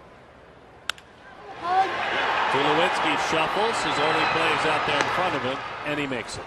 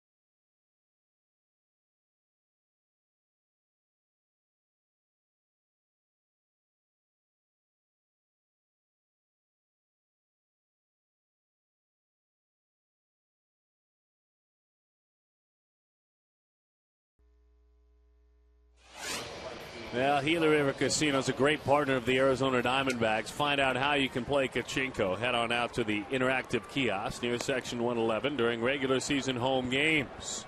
And it's a lot of fun. There's a winner every time. Gila River Casinos. Let's answer our trivia question before the Diamondbacks. Which franchise was the fastest? The Florida Marlins in their 5th season. They reached the World Series and they won it in 1997. We've got some good news.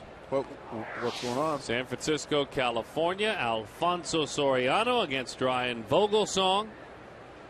As Brandon Belt shoots it back in, that is an RBI. The Chicago Cubs, even though an out on the base pass, That's the some Cubs terrible lead base it running by a score of 3-0. 3-0. Chicago on top of San Francisco.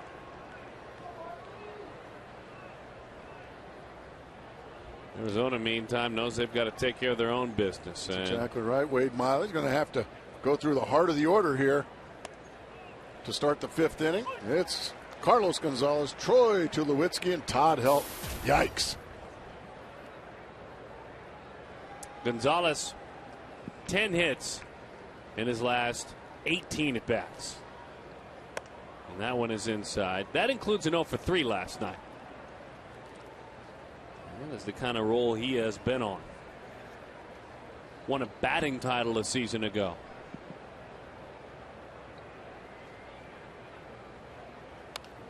Elevated on him. That time he got it by him upstairs. 1-2. 1-2 the count. As mentioned, they really play him to pull. Outfield and infield. I mean, Burrow's a million miles off the line there. Outfield shifted over a couple of steps. Swung and grounded foul.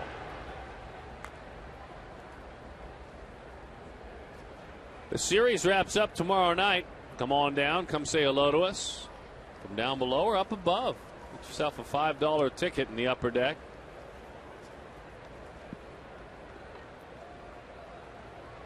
The 1-2. Try to change up. A slower than slow change up.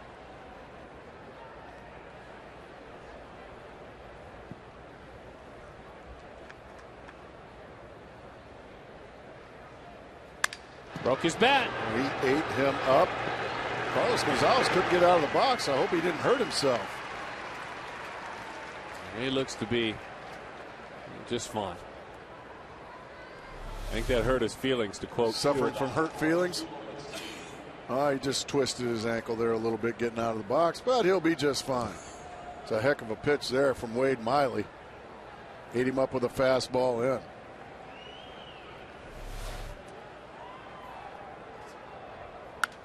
Tulowitzki, high fly right. Justin heading into the corner, still going. Leads! He got it! He caught the baseball! Up against that wall, Justin Upton with the play. That's one of the best plays I've ever seen Justin Upton make. And I'll bet you he'll tell you that's the best play he's ever made. Going into the crowd, it looks like. Did he go up into the crowd? He sure did. Oh, what a great play by Justin Upton. Boy, if that doesn't get you fired up, folks, come on, give him a standing ovation out there. Yeah. I don't blame you. I don't blame you. The fans giving him a big ovation out there. Good stuff. Good stuff. Well, there was a party in Uptown for a good 2 minutes out there. That's wonderful. A great play by Justin Upton up against that corner. This is his backyard. And quickly 0-2. Miley with a little burst of adrenaline now jumps ahead of the Todd father. 0-2. 0-2 the count. Oh boy. Let that one fly, didn't he? There's a burst of adrenaline you get when you have an effort like that. Certainly if the play is made. And on the flip side, what happened an inning ago with Calgill's hit in front of Gonzalez. Yeah. Wow, what a finish to this inning. Upton with the play. Miley with the mid-90s fastball. Incredible play by Justin Upton.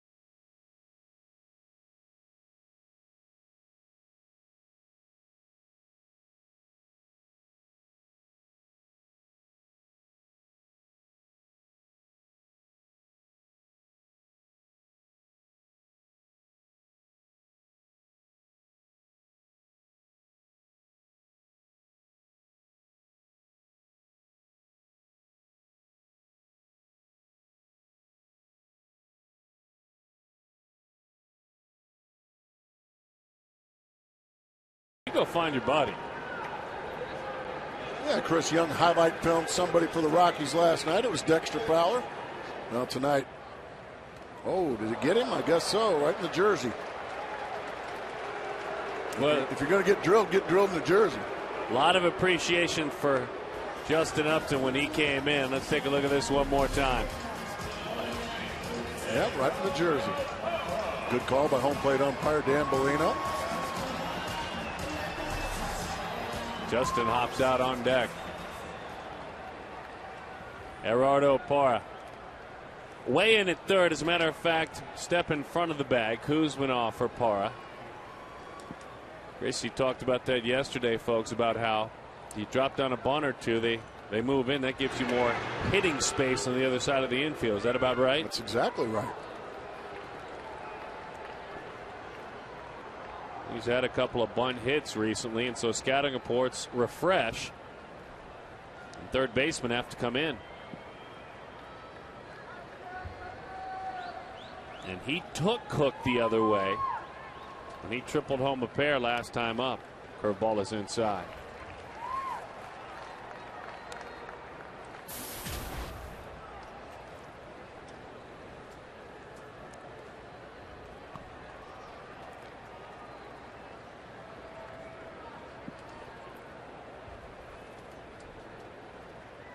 I kind of like those paper 8s out there. What about you, Darren? I love it. Drops down a bunt, but he fouls it off. That's not a bad idea. You just got to make sure you get a strike. That pitch was up around neck high. And this one, he just decided to go ahead and drive it in the gap.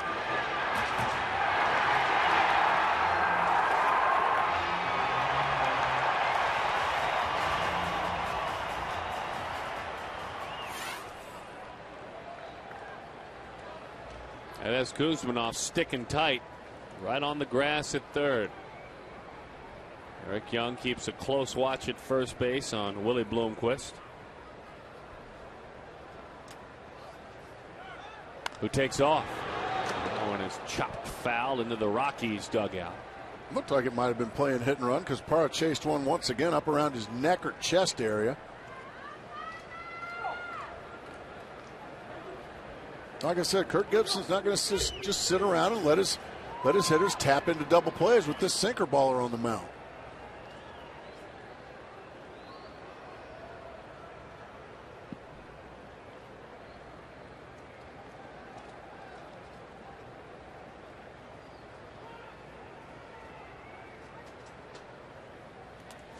Oh, what a play by Iannetta. Wow. That almost hit Parra, what too. An amazing play by Iannetta. Somehow he just smothered it. I mean, this ball goes nowhere. It goes right into his glove.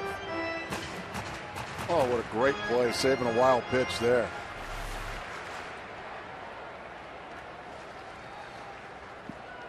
Two and two the count. We will see that at times Miguel Montero will still attempt to backhand that ball. You really can't. You just got to get lucky there. Yeah, Iannetta used his body, and he did get lucky.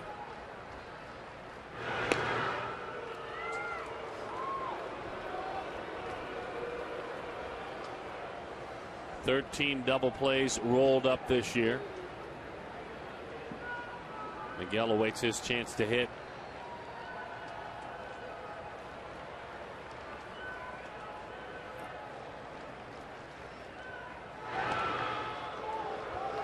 CenturyLink high-speed internet, high-speed pitch.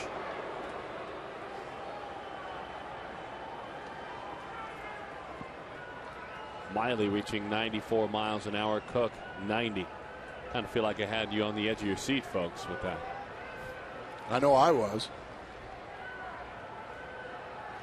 The 2-2, runner goes and fouls it off. Quality pitch there that Parra spoiled. Fan makes a nice play, by the way, up there in the club area. Yeah, he came sailing in. He just no bounce, no nothing. Are those the $5 seats? No, that's the section below. Up above is the $5 seats. Ah, okay.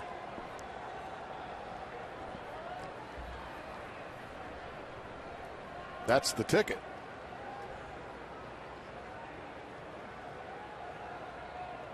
The 2-2. That ball is hit a long way, but about 1,500 feet foul into the $5 seats. All those seats there, folks, $5. Come on out. Need you out here tomorrow. Every one of them. Just $5. That's the ticket.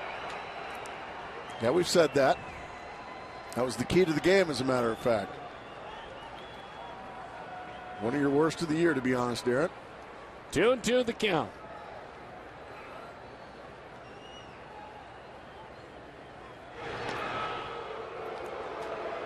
Aaron Cook throws over for the 54th time in this at-bat to first base. All right. Oh, is that great? Well, happy 90th birthday, sir. It was his 80th when the game started. That's awesome. Runner doesn't go, and it's rolled foul.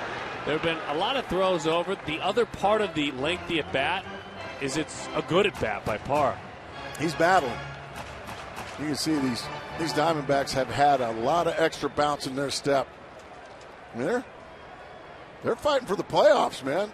Justin Upton jumping into the stands, making grabs. Parr up there battling right now. Bloomquist trying to steal bases.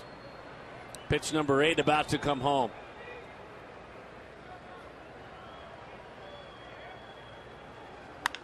Out front, base hit, right field. Willie thinking about it. He'll stop. What an at-bat there by Gerardo Parra.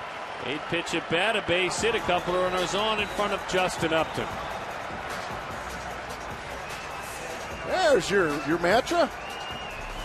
Anybody, anytime. Well, this time, Gerardo Parra takes a change up and just rifles it through the right side. Bloomquist had to wait on it to go by, so he had to stop at second, but just good stuff there. And Justin Upton getting another big round of applause. Chance to drive in a run here. Heck, a chance to drive in himself if he finds the right offering. Well, an opportunity now for the Diamondbacks to add on here in the middle of the ball game. Really flex a little muscle here. You got the heart of your order now. The top of the order's done their job. Willie Bloomquist and Gerardo Parra. They've set the table for the big boys. Now it's time for the big boys to eat. High fly ball, well struck left field. Off the end of the bat. Bloomquist will tag. He will head to third. Upton got that pitch down off the sweet spot. Runners move up to first and third. Productive out. This is our chance. Albert's air conditioning, cool play. And then listen to the crowd coming in. Standing ovation.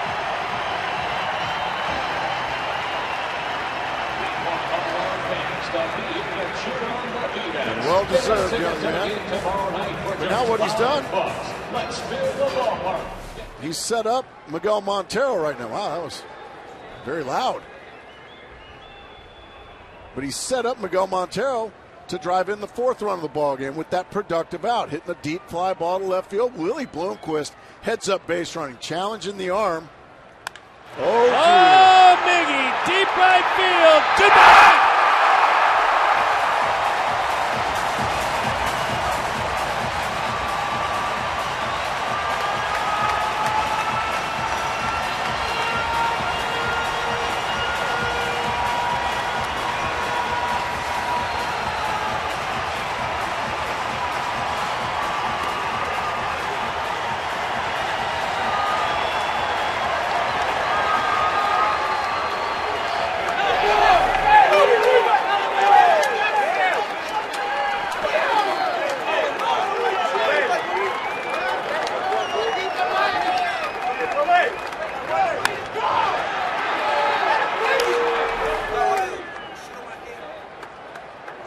Unloaded on that one, a Fulton Holmes homer. $150 to the Central Arizona Mountain Rescue Association. As that one is low. 2-0 the count. Really hoping for a curtain call there. Dang it. Yeah, I don't blame you. I don't blame you. He is just, I'll tell you, for a guy who never knew what it would be like to catch every day, to catch late into the season, it was brought up again today by two of his teammates that he is still, and he's the catcher, the most energetic person on the roster. Well, I think we see that day in and day out, but how about this inning? Bloomquist, Parra, the top of the order. They set the table for the middle guys. Justin Upton, a productive out, and then one pitch later, Steve right two. It is to Aaron Hill. And then a 3-run long ball from Montero, his 69th RBI of the year, his 13th home run. Wade Miley got a bit of a cushion now. The Cook's at 75 pitches now, and he's working here in the 5th inning. As that one is in. It's ball 4.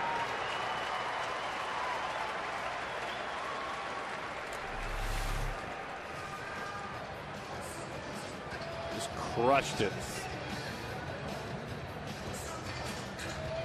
There it is. Yeah, he's feeling the energy. Don Baylor's loving that. Well, they're just playing such amazing baseball right now, aren't they? Everything's clicking, boy.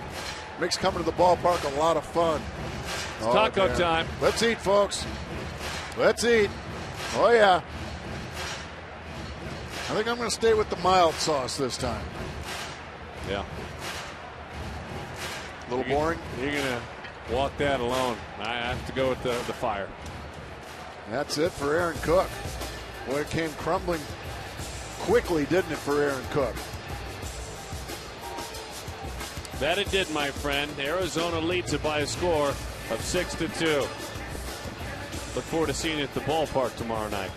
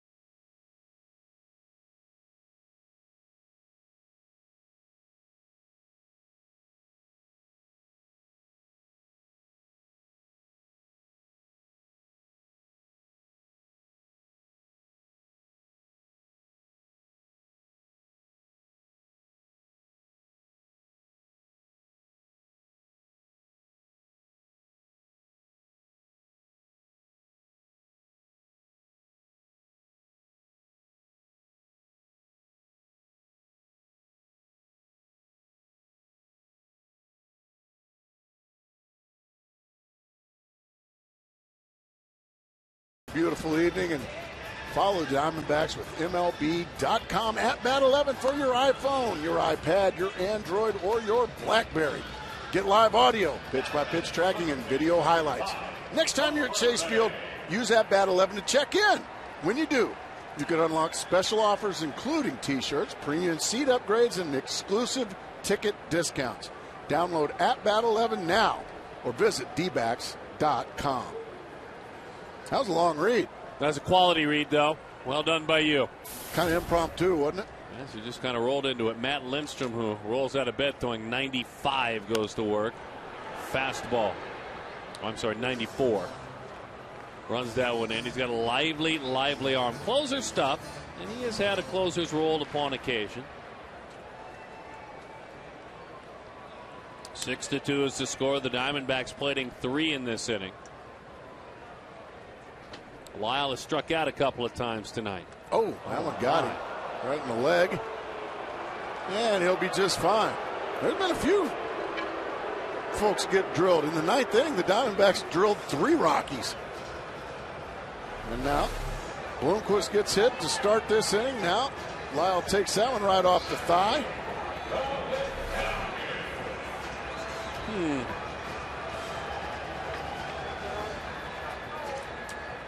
You think he cares? Nah, let's play. Boys will be boys. Let's play some good old-fashioned hardball. Here's Colin Cowgill.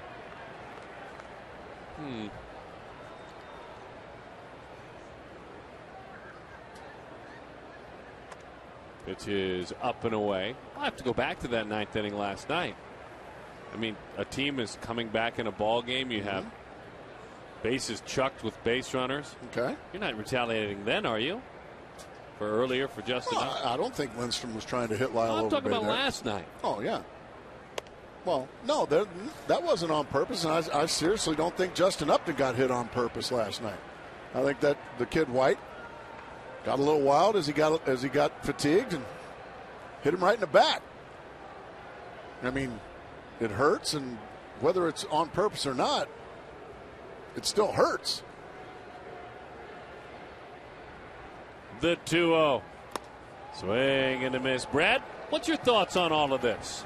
Well, I'll kind of relate what Gibby's thoughts were. Last night after the game, we talked about those hit by pitches, especially Justin Upton, who's been drilled 15 times this season. And he said, you know, he wanted to kind of quit his conversation right then. He said we'd have some internal discussions, but then he was asked about it again today.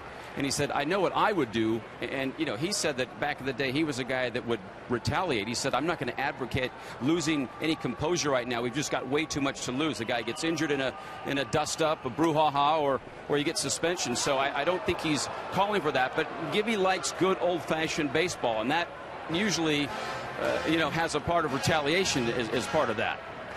Thank you, Brad. Sounds to me like we're going to probably have a Pier 6 brawl. Attaboy, Brad. Tune in, folks.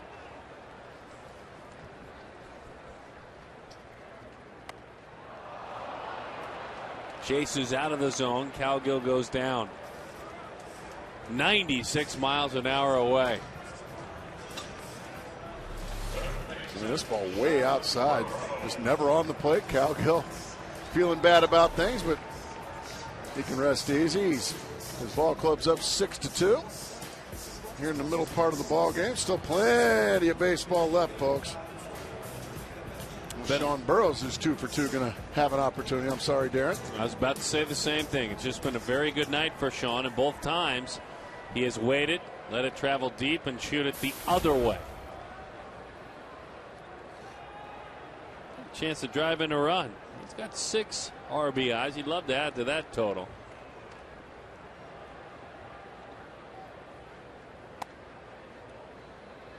Well, I didn't realize, and just sitting in the angle that we sit at home, Sean Burroughs really kind of hovers over the plate. The back foot is close to home plate. Whoa. Yeah, left elbow, folks. That right elbow, I should say.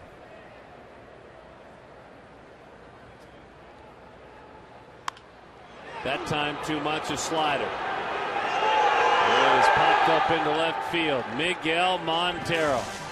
More than 100 at bats. He has gone without a home run. That'll change.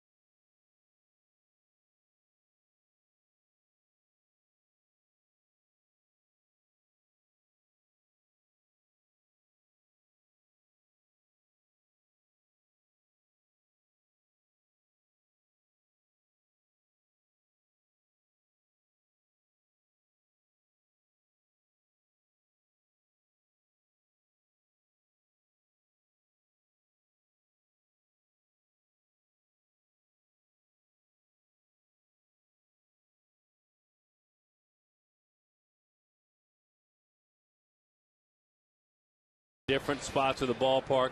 Jay Bell. Jay, thank you for coming up and joining us. How are you, sir? I think you know that guy. Always a pleasure. I tell you what, it's great. I finally get to come up here and hang out with you guys again. It's been, what, a year or so? At least. And, Where you been? Well, shoot, I don't get invited to your little show that you got on TV, and that was something that kind of hurt. Well, that was by design. So I'm just kind of, I look at those things. I'm in every game, but I don't do anything. I don't get any hits or anything. You know what's funny is I'm hosting that show, and there's 5 games. Like 2 of them I didn't play in, and the other 3 I went 0 for 4. Yeah, great. Great. So, honestly, it's not such a bad thing. Well, it's like the one with Matt the other day. I set him up. I allowed him to be the hero, and so it was kind of fun. It's been enjoyable to watch. I've enjoyed it. Thank you very much. How you doing? Doing real good. What are you doing? Oh, I'm doing a lot of different things. I was coached Brantley's team the last couple of years, our help coach. I was a volunteer, a lowly paid volunteer coach and groundskeeper. I tell you what was fun was this year during the AZL. I was Andy Green's bench coach. Were you really? Yeah. I was out there for about 20-25 games or so, and I tell you what, that was a blast. It was a lot of fun to watch the young fellas coming up. Burroughs fires it on across. Wigington is erased. So, a great concept. You guys had to work to earn that world championship ring, and you worked really hard. And I would imagine you guys all look back with a lot of fondness. But one person tonight has a chance to win it. So we mentioned raising funds for first responders. You guys pitched in the concept. You gave the blessing as a team, and it's a good thing, isn't it? Listen, it is a great thing, and I'm really happy that we're doing this as an organization. I think this is a cool thing. It allows our fans to be really part of it. Now, years ago, whenever we won, they did have a giveaway, but this is really a cool thing. So I'm excited about it. One of the things that they're going to do is every $50 that you spend on the raffle tickets, you're going to get the new poster, and that should be a really neat thing. And I think they're giving away about 3,000 of those or so, and so it's that's a neat thing. So I'm excited about that. Base hit into left field and a wonderful occurrence. Excited about the reunion here in a few weeks? I am. We're going to have some fun, aren't we? I think so. We've talked about it. We've talked about it several times. We've got a really neat group of guys that are coming together, and we had the opportunity to really spend a lot of quality time with one another. A lot of veteran guys, a lot of young guys that came up that just kind of fit right in, and it's an exciting time. I've stayed in contact with probably half of them to see at least part of the other half will be fun. You watch a lot of this club? A lot. It's been an enjoyable club to watch. Coming into spring training, Gibby was great. He allowed me to come in and be part of it during spring training for a couple of weeks, and just to hang out with that coaching staff. I think it's my favorite coaching staff in baseball right now. They're extraordinary. Gibby's done a great job. It's a neat group of guys. Have they surprised you? They have me. I'll tell you right now, yes, they have. But you spent more time with them than Darren and I, or just about anybody. I'll tell you what they did in spring training, Gracie. They really kind of started right whenever the pitchers came in. We were doing stuff like bunt defenses, and the pitchers were there. It was before the position players came in, and they were having to go around and play third, short, second, first pitch, and so they got to understand what the position players had to go through, and so they really kind of picked up on things. Gibby did a great job in allowing me. I was just a volunteer. Base hit into right field off the end of the bat, Iannetta. Continue your thoughts, though. I was a volunteer coach coming in and helping out, and Gibby said, "Listen, if you have something to say it." And so it was a great time. A lot of managers aren't like that, are they? Absolutely, they're not. And I tell you what, there's no egos in that coach's locker room. They are a good group of guys. They're passionate about it, and that was one of the things I talked to them about earlier in the offseason was, if the coaches are more passionate than your players, then nothing's going to happen right.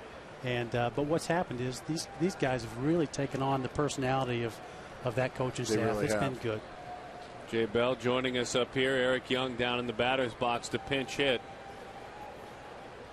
And I think this is just kind of the way Wade Miley likes it. He just needs a couple of guys on base. Okay, now I'm in my comfort zone. Let me go back to pitching. I've enjoyed watching him. This is his third start up here. I tell you what, he looks comfortable on the mound. I agree There's nothing. with you. He looks like he owns that bump out there. I was watching EY hit yesterday, and man, I tell you what, he put EY and EY together. Oh, man, they look junior and senior. Oh, they look my exactly gosh. alike. Yeah, I've been impressed. It's you know, I tell you what, these 4 guys that are starting for, or these 5 guys that are starting for us are just, they're so much fun to watch, and you feel like you got a chance. It's like when we were playing back in 2001. You feel like you have a chance to play to win a baseball game. The infield defense has been great. Burrows has done a great job when he's come in. Rhino's done a fantastic job. You got to be deep in order to win. You have to be deep, and this year's club is deep. There's big leaguers 1 through 25. No question about it. McDonald's done great since he's been here. Hill's done great. I tell you what, Lyle coming on has been huge too. I'm real happy about that. It's a fun group of guys to watch, and they're. You know, it's like Justin catching the ball out there in right field. You know, they're busting their rear end day in and day out. They're playing the game the right way. They're smelling a championship. Absolutely, and they're playing good Diamondback baseball. 2-2 the count as that one misses outside. Gerardo Parra showed up ready to work this year, didn't he? No question. I was telling Scotty, he's one of my favorites. I watched the way he plays the game. Plays it hard. You know, you look at his number. He's got right at 40 RBIs or so. Calgio comes in. Could it be 2? Double play. It's always kind of nice to have really bad base running too. That always helps when the other team runs the bases really poorly. Jay, thanks, man. It's always a pleasure, brother. Oh, man, I tell you what, I appreciate you guys. You brought some good mojo with a play like Thanks. that. Jay Bell joining us.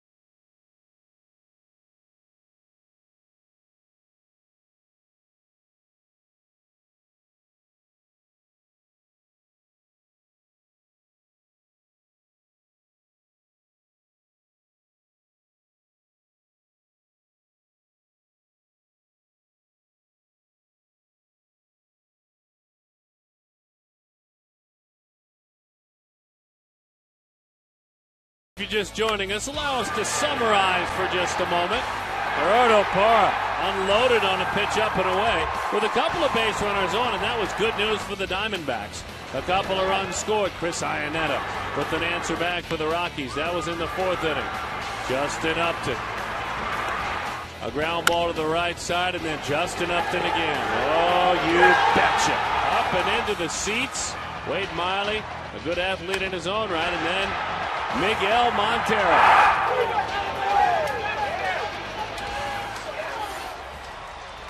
And it looks like a lot of handshakes and another job congrats. well done. He just likes to get a couple guys on base, and he goes and does his thing. That's all. Walk that tightrope. I'll tell you, the numbers coming in, and it was only 2 starts, were the same thing. I look forward to looking them up.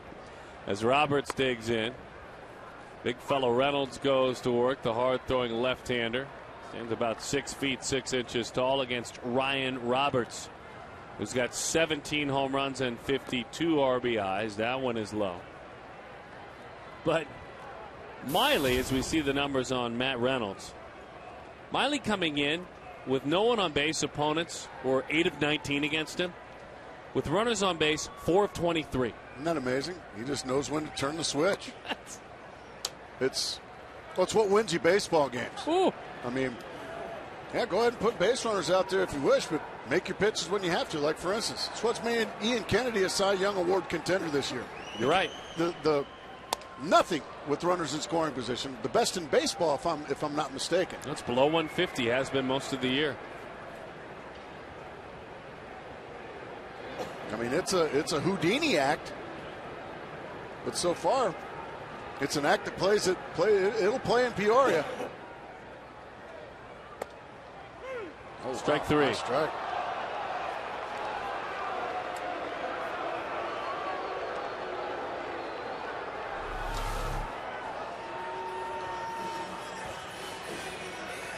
Yeah, I think Ryan had a pretty good gripe there.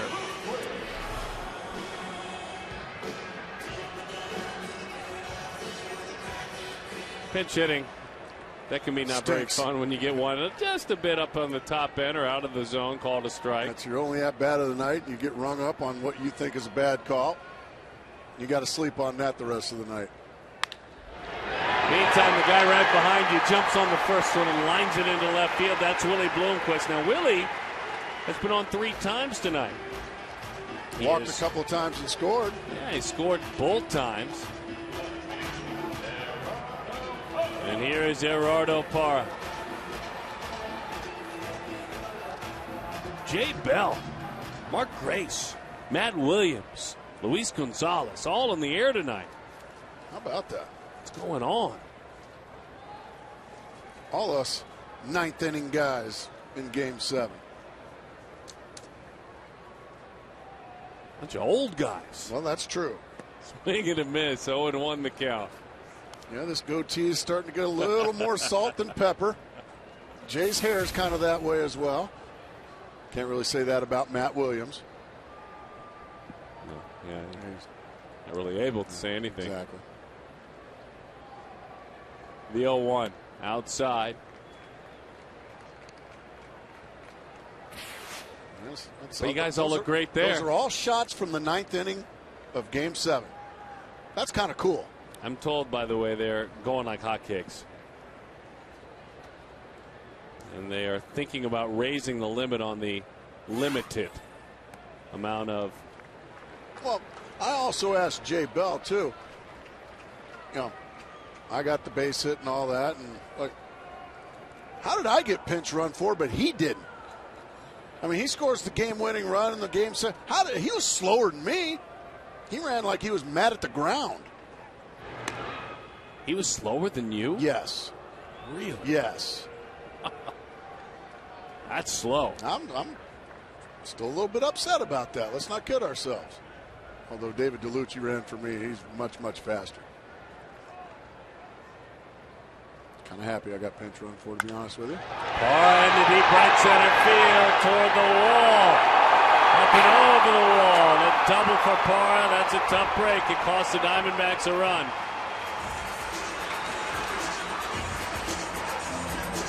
Parra having a great night. Well, he's showing that he can handle the left-handed fastball, too, of Reynolds.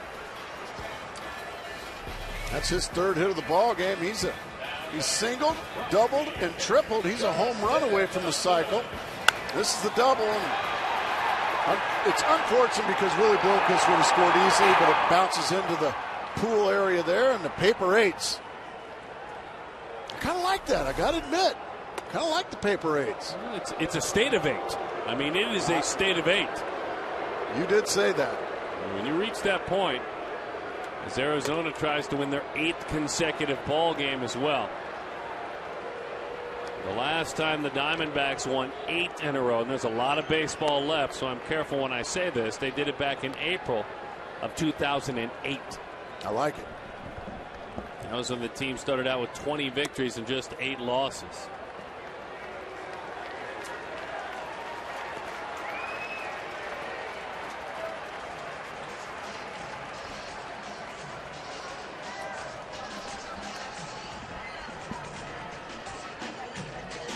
Bob Apodaca will visit.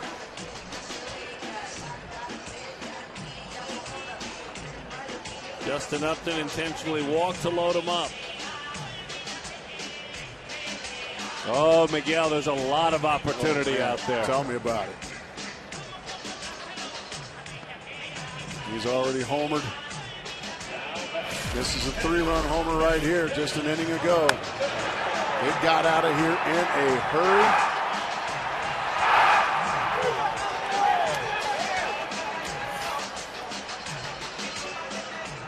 Now, that's a good-looking sign. It is. We need more of them. Been thinking about sharing that with the folks. That's up in those $5 seats. It costs more to make that sign than get those seats. That's exactly right.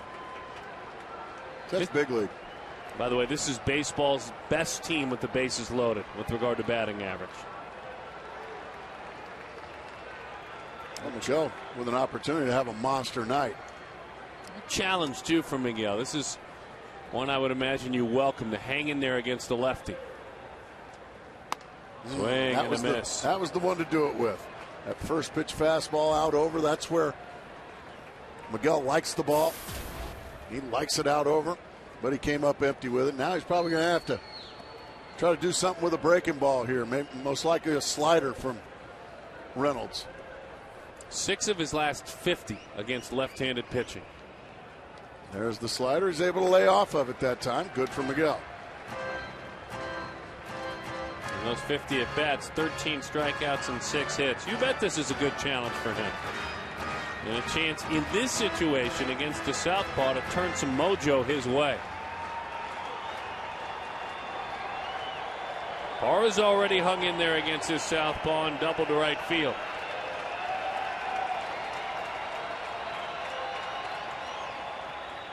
Breaking ball. How far does it go? About 10 feet behind home plate.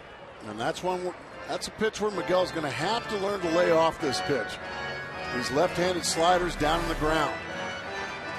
As you can see, that ball's in the dirt. And he's taking a full hack at it. Just need to relax.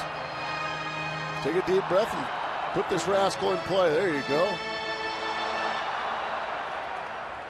Probably going to get another breaking ball here. It's got to start up, just like Matt Williams was saying earlier. It's got to start up. You got to see it up. Make it be in the strike zone. Very nicely done. That's a sharp, quick breaking ball Reynolds throws. And a nice job there by Montero. Guess what, Miguel? You're going to get another one. Well, that was a good-looking take, though. The discipline. You're going to get another one here. Reynolds needs the strikeout. That's his strikeout pitch. See if Miguel can stay back on 2-2. He buried a fastball in his kitchen. And a nice job of fighting that off. A very nice job of fighting that off.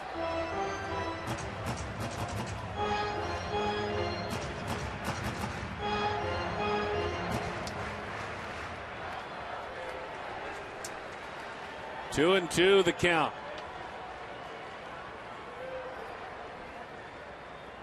Into the dirt.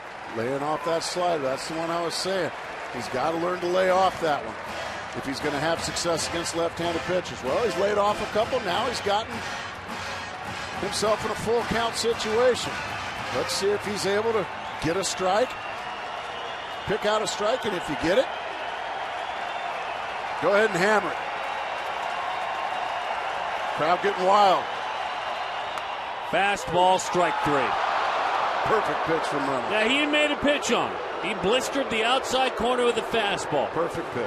And that was with optimism and hope that he threw that bat away. That's exactly right. It was just a absolutely perfect outside corner fastball at the knees.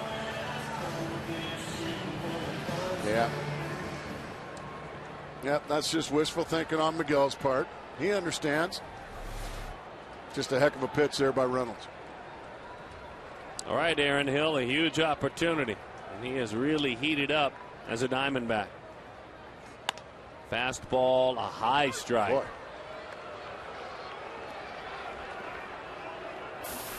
I understand the one to Montero. You can't really give both.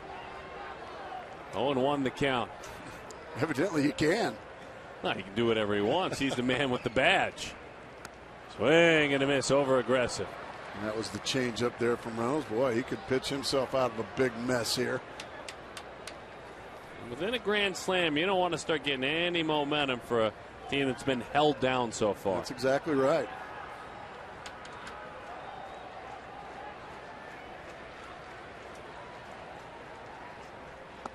He takes. So Hill, in his first 15 at bats, he had just 2 hits, and he wanted to pitch in and help. Since then, he's 5 of his last 10.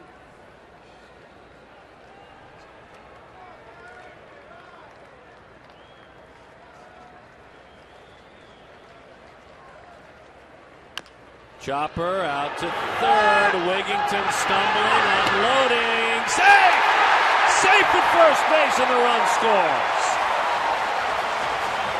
Jim Tracy going to go have a little conversation with first base umpire Tony Randazzo.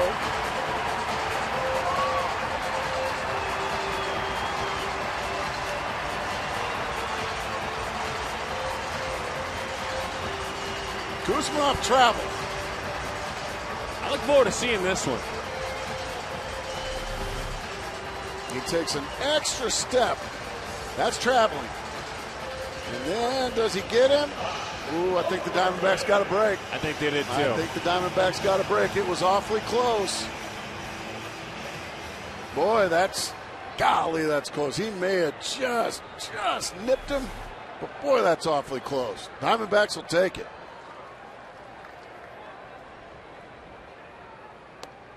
7-2 is the score. Again, that's one of those where we replay, slow it down even more. And I don't know if there's a wrong call. I mean, it was just about a dead heat. And when you've won a bunch of games in a row, those calls go your way.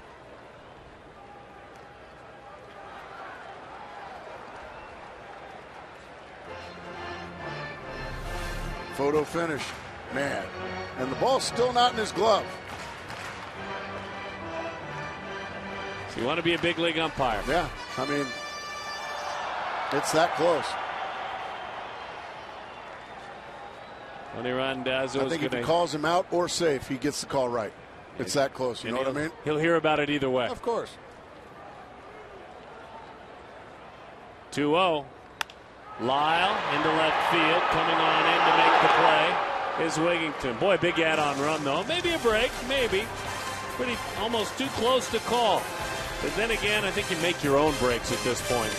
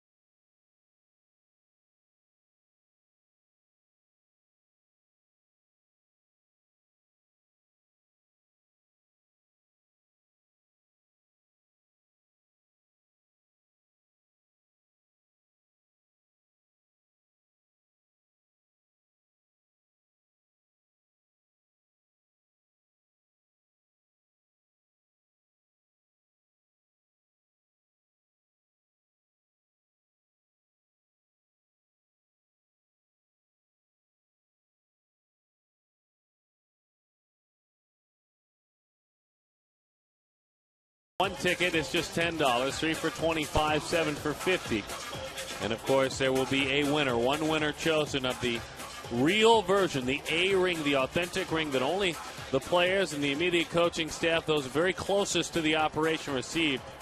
And there's one more being made for you should you win it. And obviously, if you do make that donation/raffle purchase of $50 or more, you will receive a wonderful print And it is a great memory as well.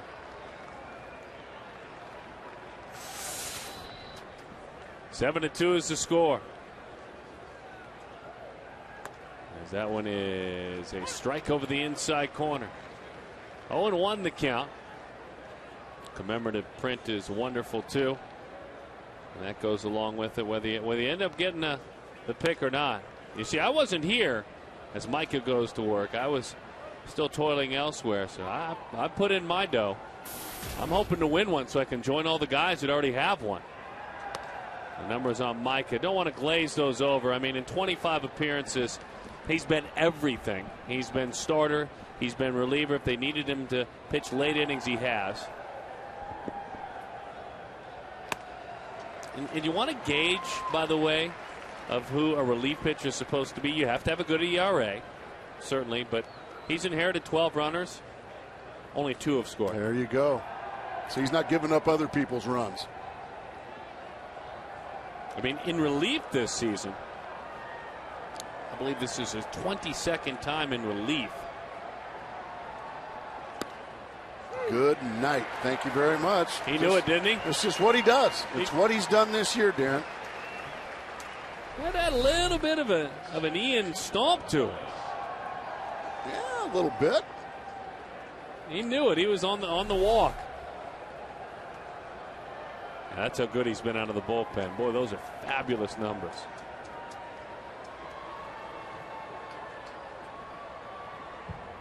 Big Georgia boy rocks and fires. That's strike one. And nothing he throws is straight. Nothing. It cuts, it sinks, it runs. And a lot of times it's that result. The umpire brings up his right arm.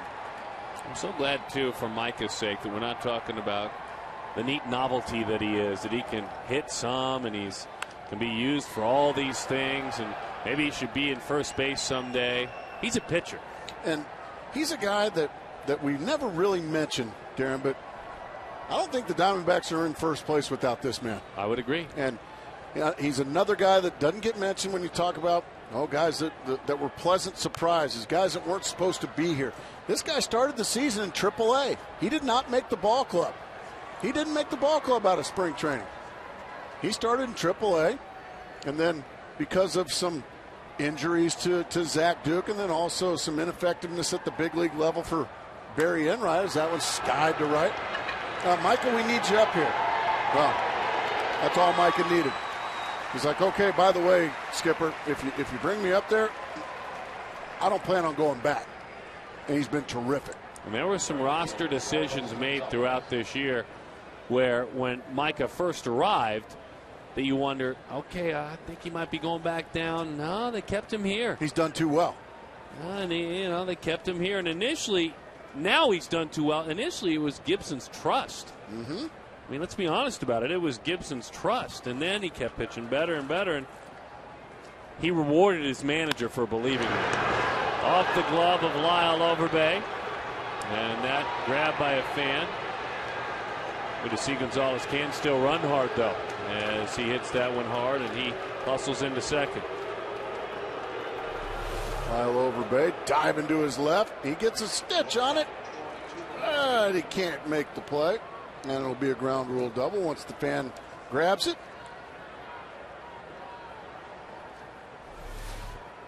And Troy Tulowitzki, who was robbed by a sparkler of a play by Justin Upton, his last at-bat, going to get an opportunity with a runner in scoring position.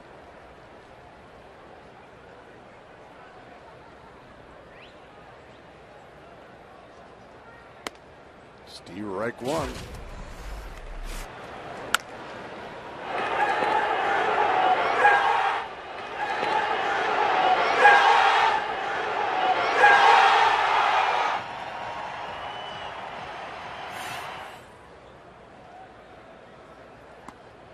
Direct two. Joe Tulowitzki just has a disgusted look on his face right now.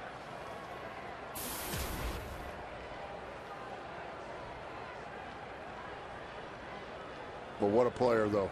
What a player this young man has turned into. Perennial MVP candidate.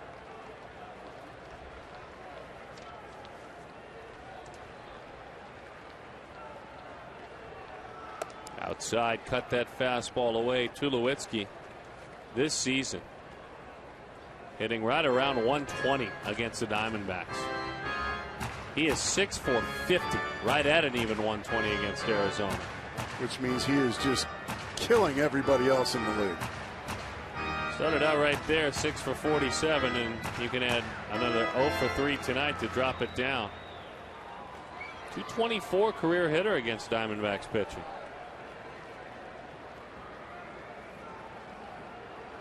These two guys battling right here. They did their battles in the NLCS too. Sure. When Micah started a ball game. Into his kitchen. On across. He just keeps on keeping on, doesn't he, Micah Owens? Just getting outs. Just getting outs like you asked me to do.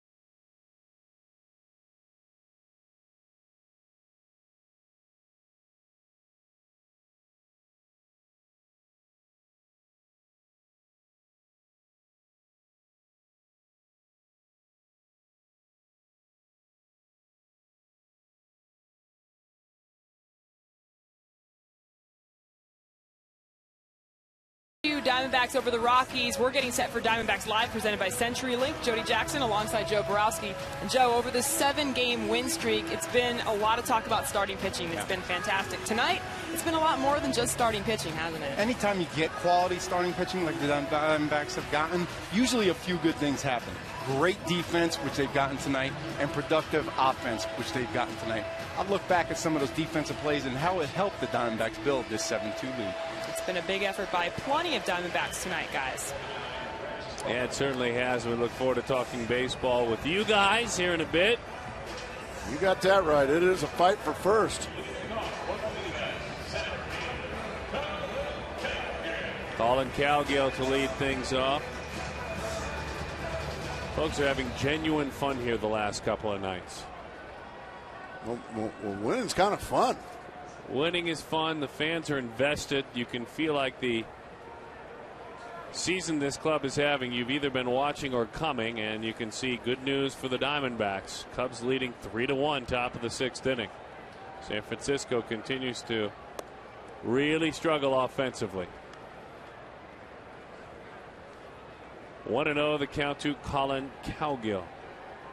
Rex Brothers takes the baseball. Big, hard-throwing left-hander Rex Brothers. Cowgill bounces it, base hit left field. Yep. He's got 2 more hits tonight. At Kirk Gibson. We used to call Bob Melvin the mad scientist, remember? Yes. With his lineups.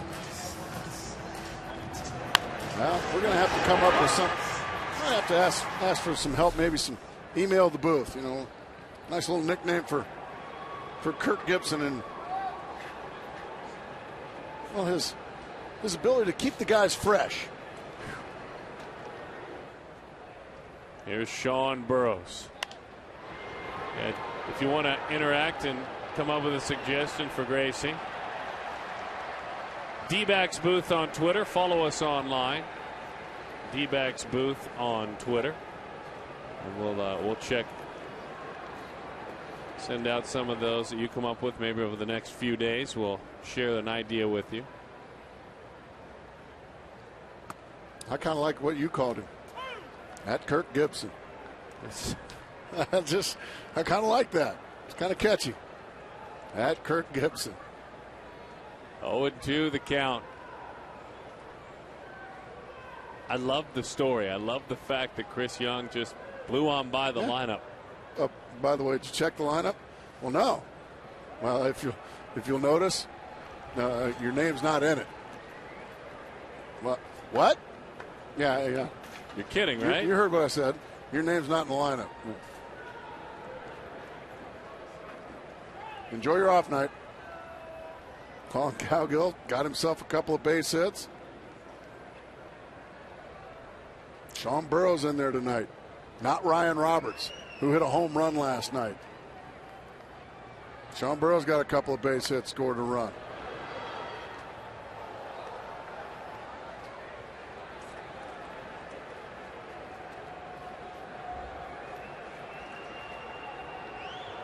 He just downplays it, doesn't he? He downplays the success. I love it.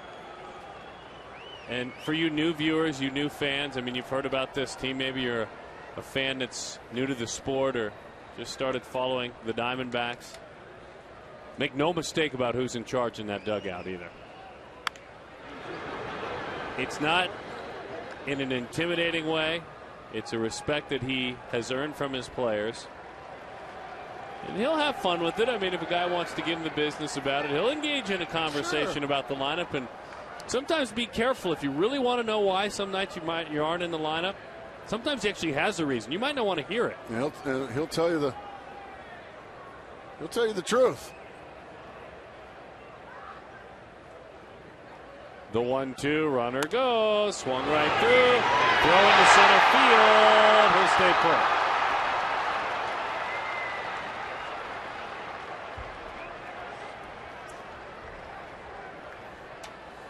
Burrow strikes out on a high fastball. Colin Cowgill got a great jump.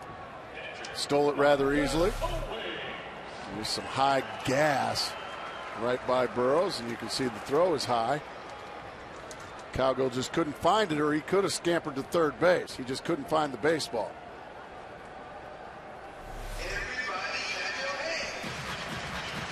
Micah Owings will hit. So the army of Owings offense, those of you that are big into Micah hitting, this is your chance to enjoy. He's done some special things with the bat in his hand in his major league career. Big nights in 07 that we'll never forget. 0-1 the count on Owings. He's such a big young man. I'll tell you, he's got some bat speed too, doesn't he? He does. I mean, he's really got some bat speed.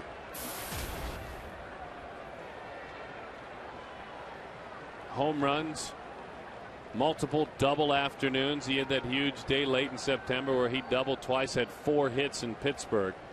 Owen pitched his tail off too to win that game. Fastball inside.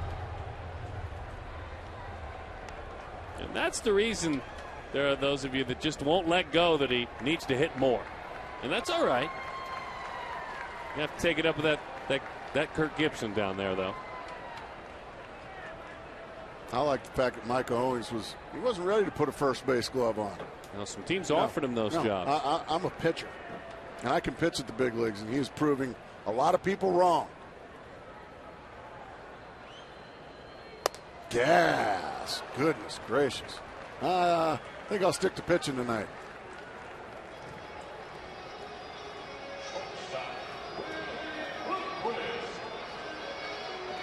Willie Bloomquist deals with brothers. Bloomquist grounded out. He's been hit by a pitch. He has singled. Every single time he has gotten on, he has scored. 39 runs scored for Bloomquist.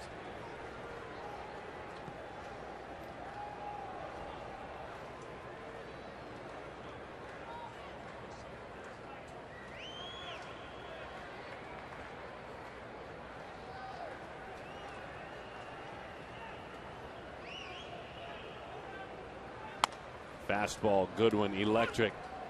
Some of you dropping us a note, emailing the booth through foxsportsarizona.com. Mike Kramer from Phoenix says about Kirk Gibson with regard to a nickname. I like Mike's. I'll share it with you here in a moment. Okay. I still kind of like yours, Darren. That Kirk Gibson.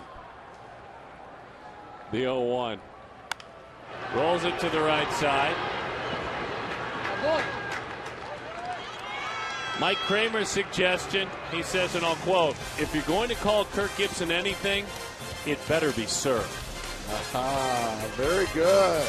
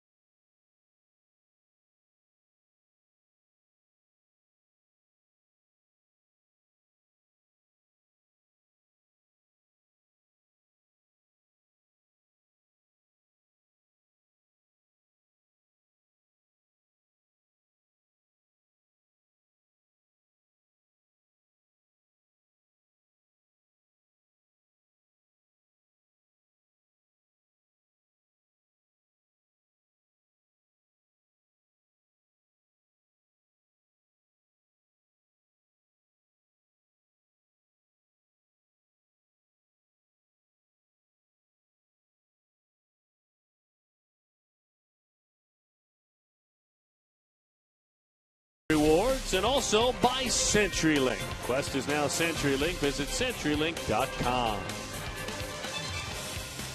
Southwest Airlines new Rapid Rewards, by the way, with unlimited reward seats. And this is a good thing with no blackout dates. They can't have those. 2-0 the count. Came back one pitch late, so the first pitch missed outside. Now 2-0. Some fun nicknames in this 7-2 game. We appreciate you respecting the Diamondbacks manager. Maybe ribbing him a little bit, as we're able to do on Nothing occasion. wrong with that. He likes a good ribbon He once in a while. loves a good ribbon. Because he's not afraid to give it himself. No. That one is inside. We got an email from Alex Meeks about Kirk Gibson. As the count is 3-0 on Todd Helton, he says, my nickname for him would be Manager of the Year. I don't think that's going to be a nickname. I think that's just going to be reality. Because right now, it's a one-horse race. I think it would have to be unanimous.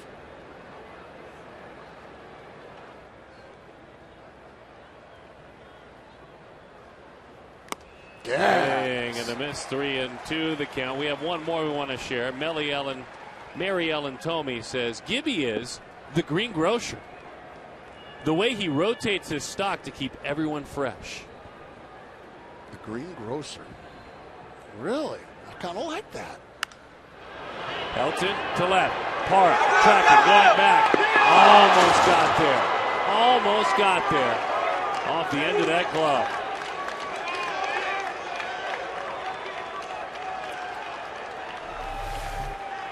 What looks to be like a harmless fly ball. He just hits in the right spot. Parr just an inch or so away from it on the run. Climb the wall, Spider-Man. Great effort there by Parr. But these pesky Rockies trying to make a little noise here in their half of the eighth inning. 554 career doubles for Todd Helton. Didn't they kind of do this last night, the Rockies, down by 5 or so? All of a sudden they just kind of make things interesting.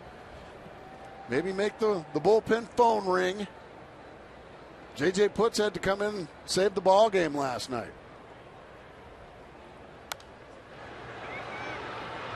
And it's not lip service because it's an opponent of the Diamondbacks, and we want to keep you engaged, you fans. But I covered a Rockies-Dodgers game. Way to go, sir. Congratulations. On Saturday. They're playing the game. They have not closed up shop. No, of course They're not. playing the game. Absolutely. Which is what you would expect from a Jim Tracy-led team, from a Todd Helton-led team, a Troy Tulowitzki-led team. They've got a good staff, a good group of players. Injuries decimated this season for them, especially to their pitching staff. Rolls that one over to the right side.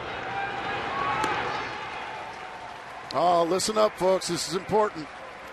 D-backs are in a fight for first. We all know that. And they're well on their way to postseason play. We want to make sure you, the biggest fans, have the opportunity to buy postseason tickets. Register today, online only, for your chance to buy postseason tickets. Visit dbacks.com/postseason. I'm going to say that again. Postseason. Hot shot, base hit, left field. Kevin Kuzminoff makes it 7-3. You can see Wigington, too, although he wanted to hit it hard to the right side, was going to try to get something going by at least moving that runner to third. Kuzminoff cashed in. And with Helton running in Parra's arm, if that base hit comes with a runner on second, that doesn't score Todd Helton. No question. And the bullpen phone does ring, and Brad Ziegler has started to get loose down there. A little meeting on the mound with Miguel Montero and Micah Owings. Chris Iannetta, he hadn't made an out tonight. He's 3 for 3. He's got 3 base hits, 3 singles. So Diamondback fans not really excited to see the Colorado Rocky number 8 hitter get in the box. And all of a sudden, Gibby now looks like he's going to make a move.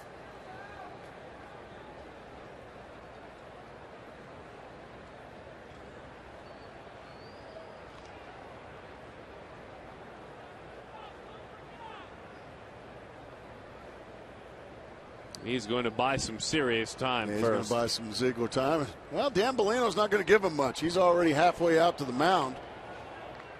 Now I would imagine Gibby going to have a little conversation with Mr. Bellino. Gibby probably asking, what kind of stuff's he got out there? Should I stay with him or should I make my move? I'm going to make my move. And Mike Owings, after an inning of the third, he gave up 1 run. He'll exit stage right. And Brad Ziegler's going to come on.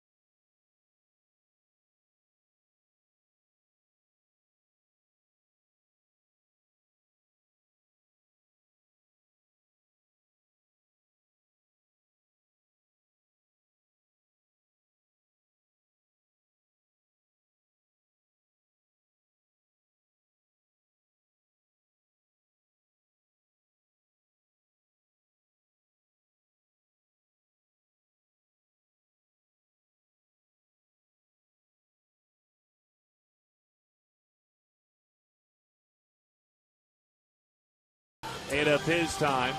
He gives way to Ziggler, our Kia text poll. Well, if you win the ring, you will tell people you are Gonzo. A, B, That's or what I C. do, folks.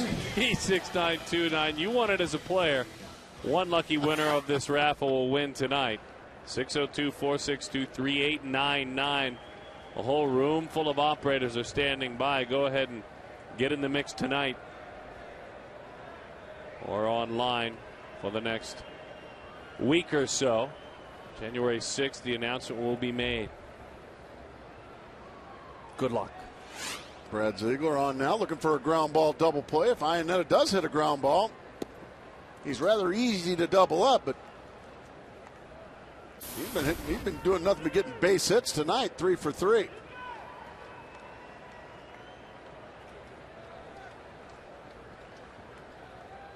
The right-hander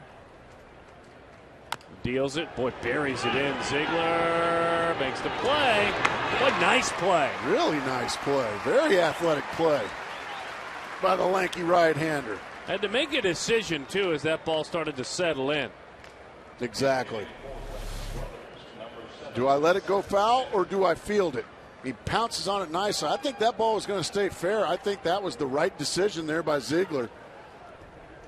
Ends up making a very good play. Diamondbacks now 4 outs away from showing up a nice little score up in Pac Bell Park that they've held serve. Seth Smith takes outside.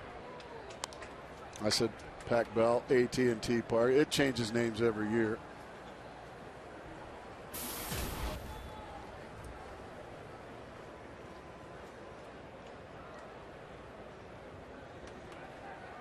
Outside, 2-0 the count. Ziegler pitched his college ball at Missouri State. Went to high school, Odessa, Missouri. Odessa High School.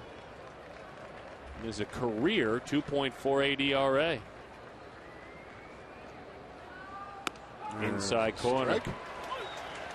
Nicely executed there by Ziegler. No free passes. You gotta earn your way on. Well, it's almost for free. It's only $5 to sit up in those seats. The 2-1. Out front, chops that one foul, does the slugger Seth Smith. Good sink on that fastball from Ziegler. It's what you expect from the submariner.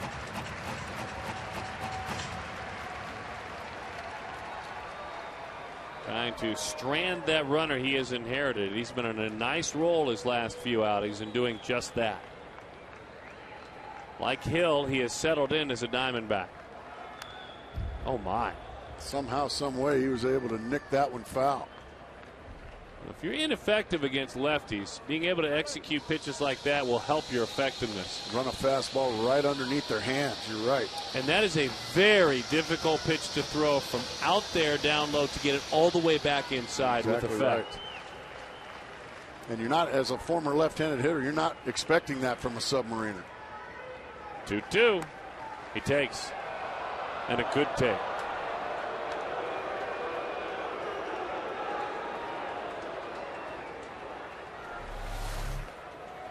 And this one runs off the plate. That's a good call there by Dan Bellino.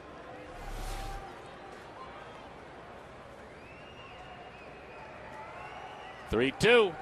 Got him.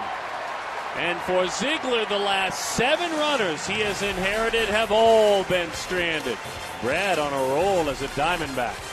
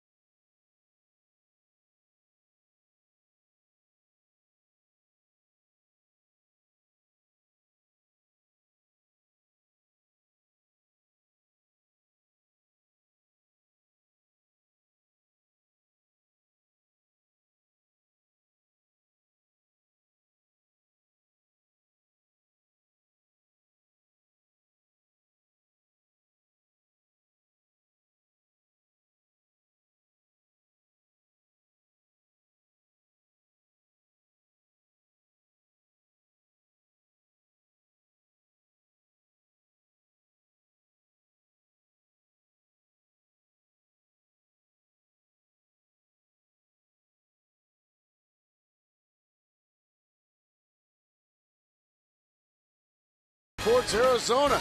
Catch the new-look Sun Devils against UC Davis this Thursday. And then it's an interstate matchup as NAU travels south to Tucson to take on the Wildcats this Saturday. It's all right here on Fox Sports Arizona. And don't forget, by the way, this weekend, loading up the airwaves with football on Saturday. You can catch the Diamondbacks and Giants on the MLB Network. They have lifted the local block, and you can catch the ball game. And Friday and Sunday on Fox Sports Arizona. And this weekend, all weekend long. A homer away from the cycle, Gerardo Parra. And he digs, as you mentioned, looking to do just that. Singled in the 5th, doubled in the 6th, tripled in the 3rd inning.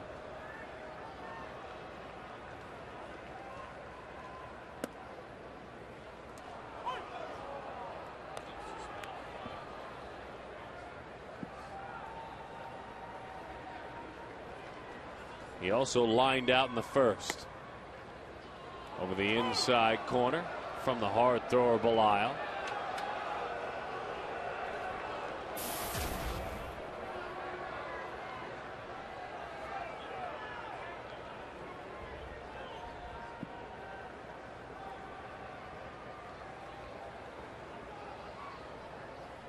The 1-2. Hot shot. How about a base hit instead? That's not a homer. That's not a cycle. But you know what it is? That's a rare 4-hit night. It's a state of 8 is what it is. It's a state of 8.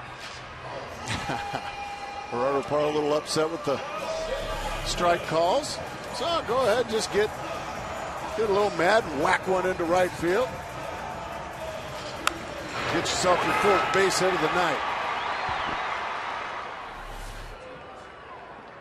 Second time this year he has reached that mark. Obviously, that equals his career high. And here's Justin Upton. Pitches low, 1-0 the count. You know, this run by the offense has been made possible by the pitching. I mean, pitching relieves burdens of a grinding offense, especially if the offense has potential and talent. High fly ball. Justin, enjoy the ride.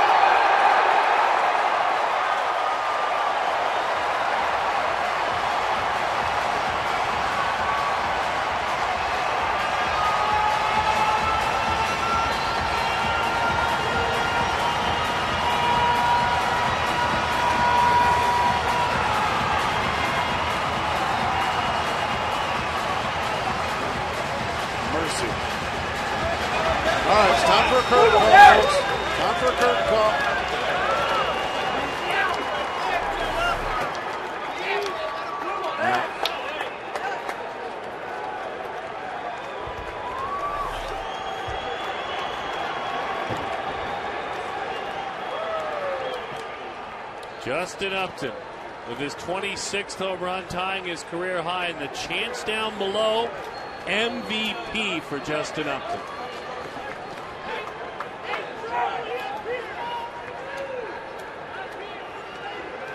I was kind of chanting curtain call, but didn't get it. He's got 80 RBIs on the year. 9-3 is the score.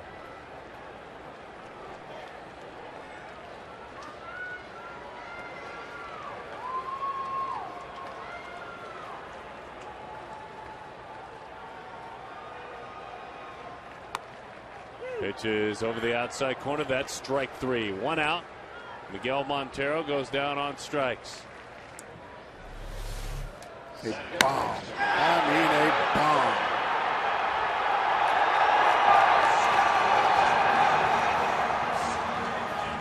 That was just a handful of feet away from scoreboard.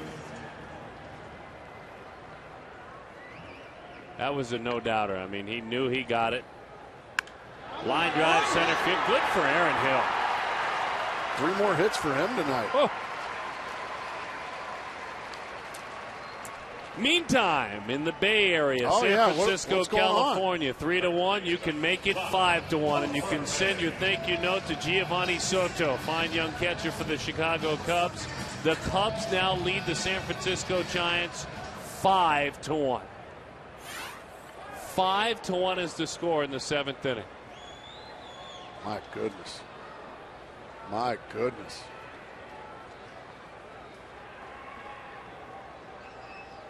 Wow. Is this happening? It's happening. It has been a stunning change of development over the last 3 or so weeks. Speaking of the Giants in August for San Francisco, they have scored 4 or more runs in only 8 of their 27 games. They need 6. All right, Darren. Diamondbacks have 14 hits tonight, and unfortunately, Lyle Overbay doesn't have nary a one out. And he got drilled. Yeah, let's get some good thoughts for Lyle Overbay.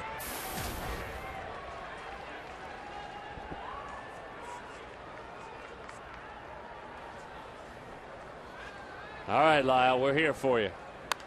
Uh-oh. Fight it off. Fight it off. Well done, Lyle. And one more thought on those Giants. They have only scored 6 or more runs, which they need tonight in 4 of their last 27 games. It's been an uphill climb for the 2011 rivals for the Diamondbacks. Swing and a miss. Overbay goes down on strikes.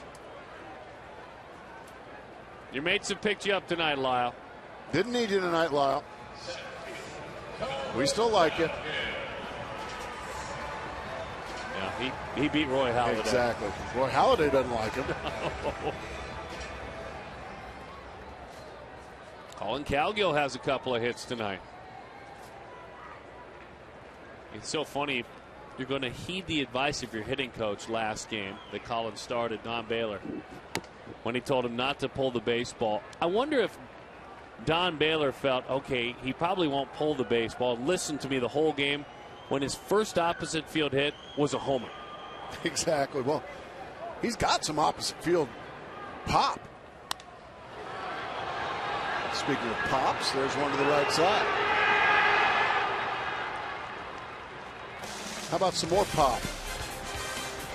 Justin Upton. A lot of pop.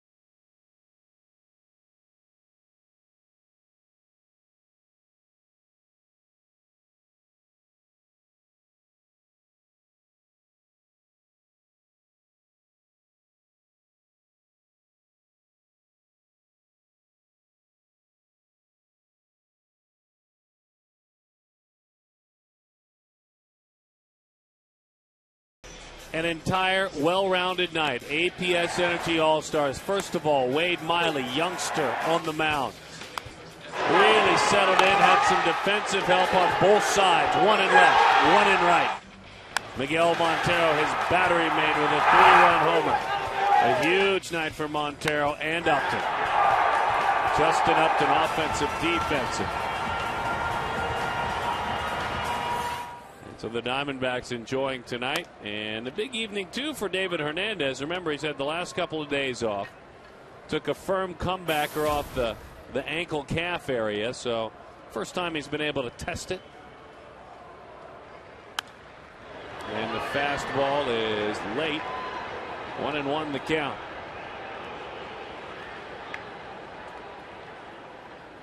Hard to argue with any of that. Yeah, look at the strikeouts versus innings pitched.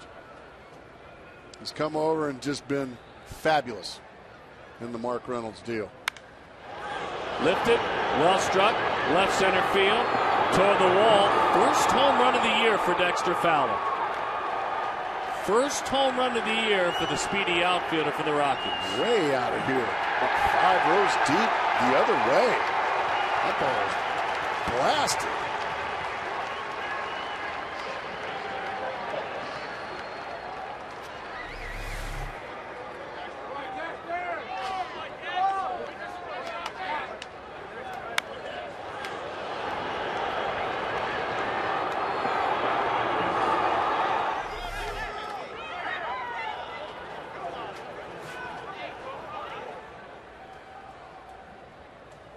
All right, Mark Ellis.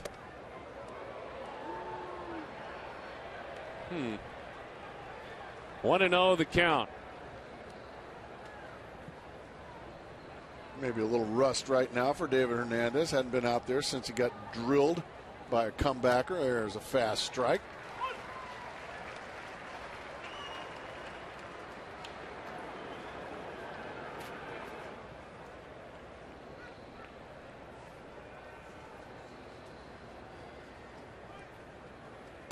Breaking ball. Man. That'll get your attention. 1-2 the count. 3 big outs to get. A home run for Fowler. You've got to think someday he will hit more than just 1 in a year. Good. Fastball. Boy, he made it look easy. I think he threw all 4 pitches exactly where he wanted to.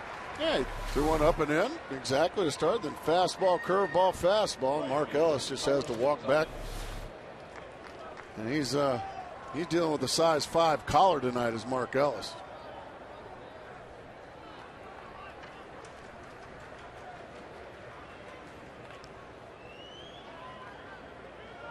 Carlos Gonzalez now with Troy Tulowitzki on deck. Really playing him to pull. Outfield follows suit.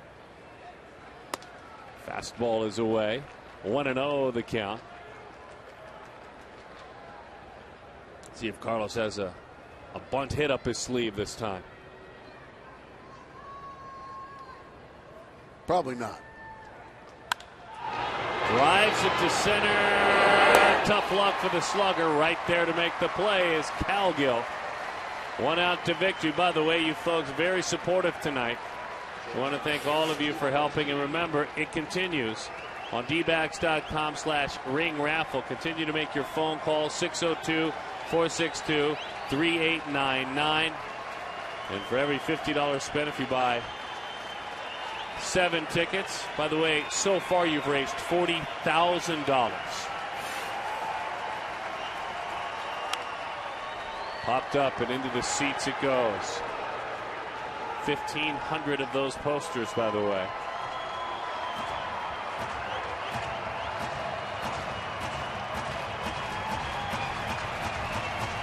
Hands are up. That's good. Diamondbacks are up 9-4. Steer right to it is. No balls and 2 strikes to count. And they're 1 strike away from going 5.5 up in the National League West. And quite possibly 6 by the end of the night.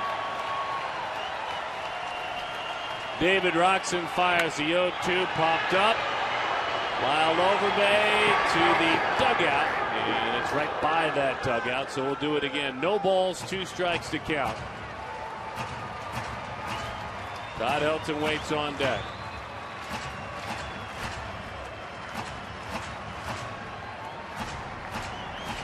There you go. Beat on the seats a little bit. I like that. Get a little fired up. Make a little noise. The right-hander sets at the letters. Now time is called as Tulowitzki steps out. Troy tonight is 0 for 4. 120 this year is his average against Arizona. David deals the 0-2. Swing and a miss. The Diamondbacks win again. 8 consecutive victories for the Arizona Diamondbacks. They now lead the San Francisco Giants by 5 1/2 games in the National League Western Division. They just keep on doing it. And that Kirk Gibson and his lineup tonight, again a winner. 9 runs worth of that makeshift lineup, a lot of people will say, but it's not makeshift to him. He believes in everybody on this ball club, and for a bunch of times in a row. I mean, a bunch of times in a row. These Diamondbacks are shaking hands after the ball game, and that's the goal. 71 different lineups used by Kirk Gibson and the Arizona Diamondbacks. That has equaled 77 victories on the season. We're going to get it out to the post-game show. We got a lot to talk about. Smile on the face of that Kirk Gibson. Our post-game show is after this commercial break.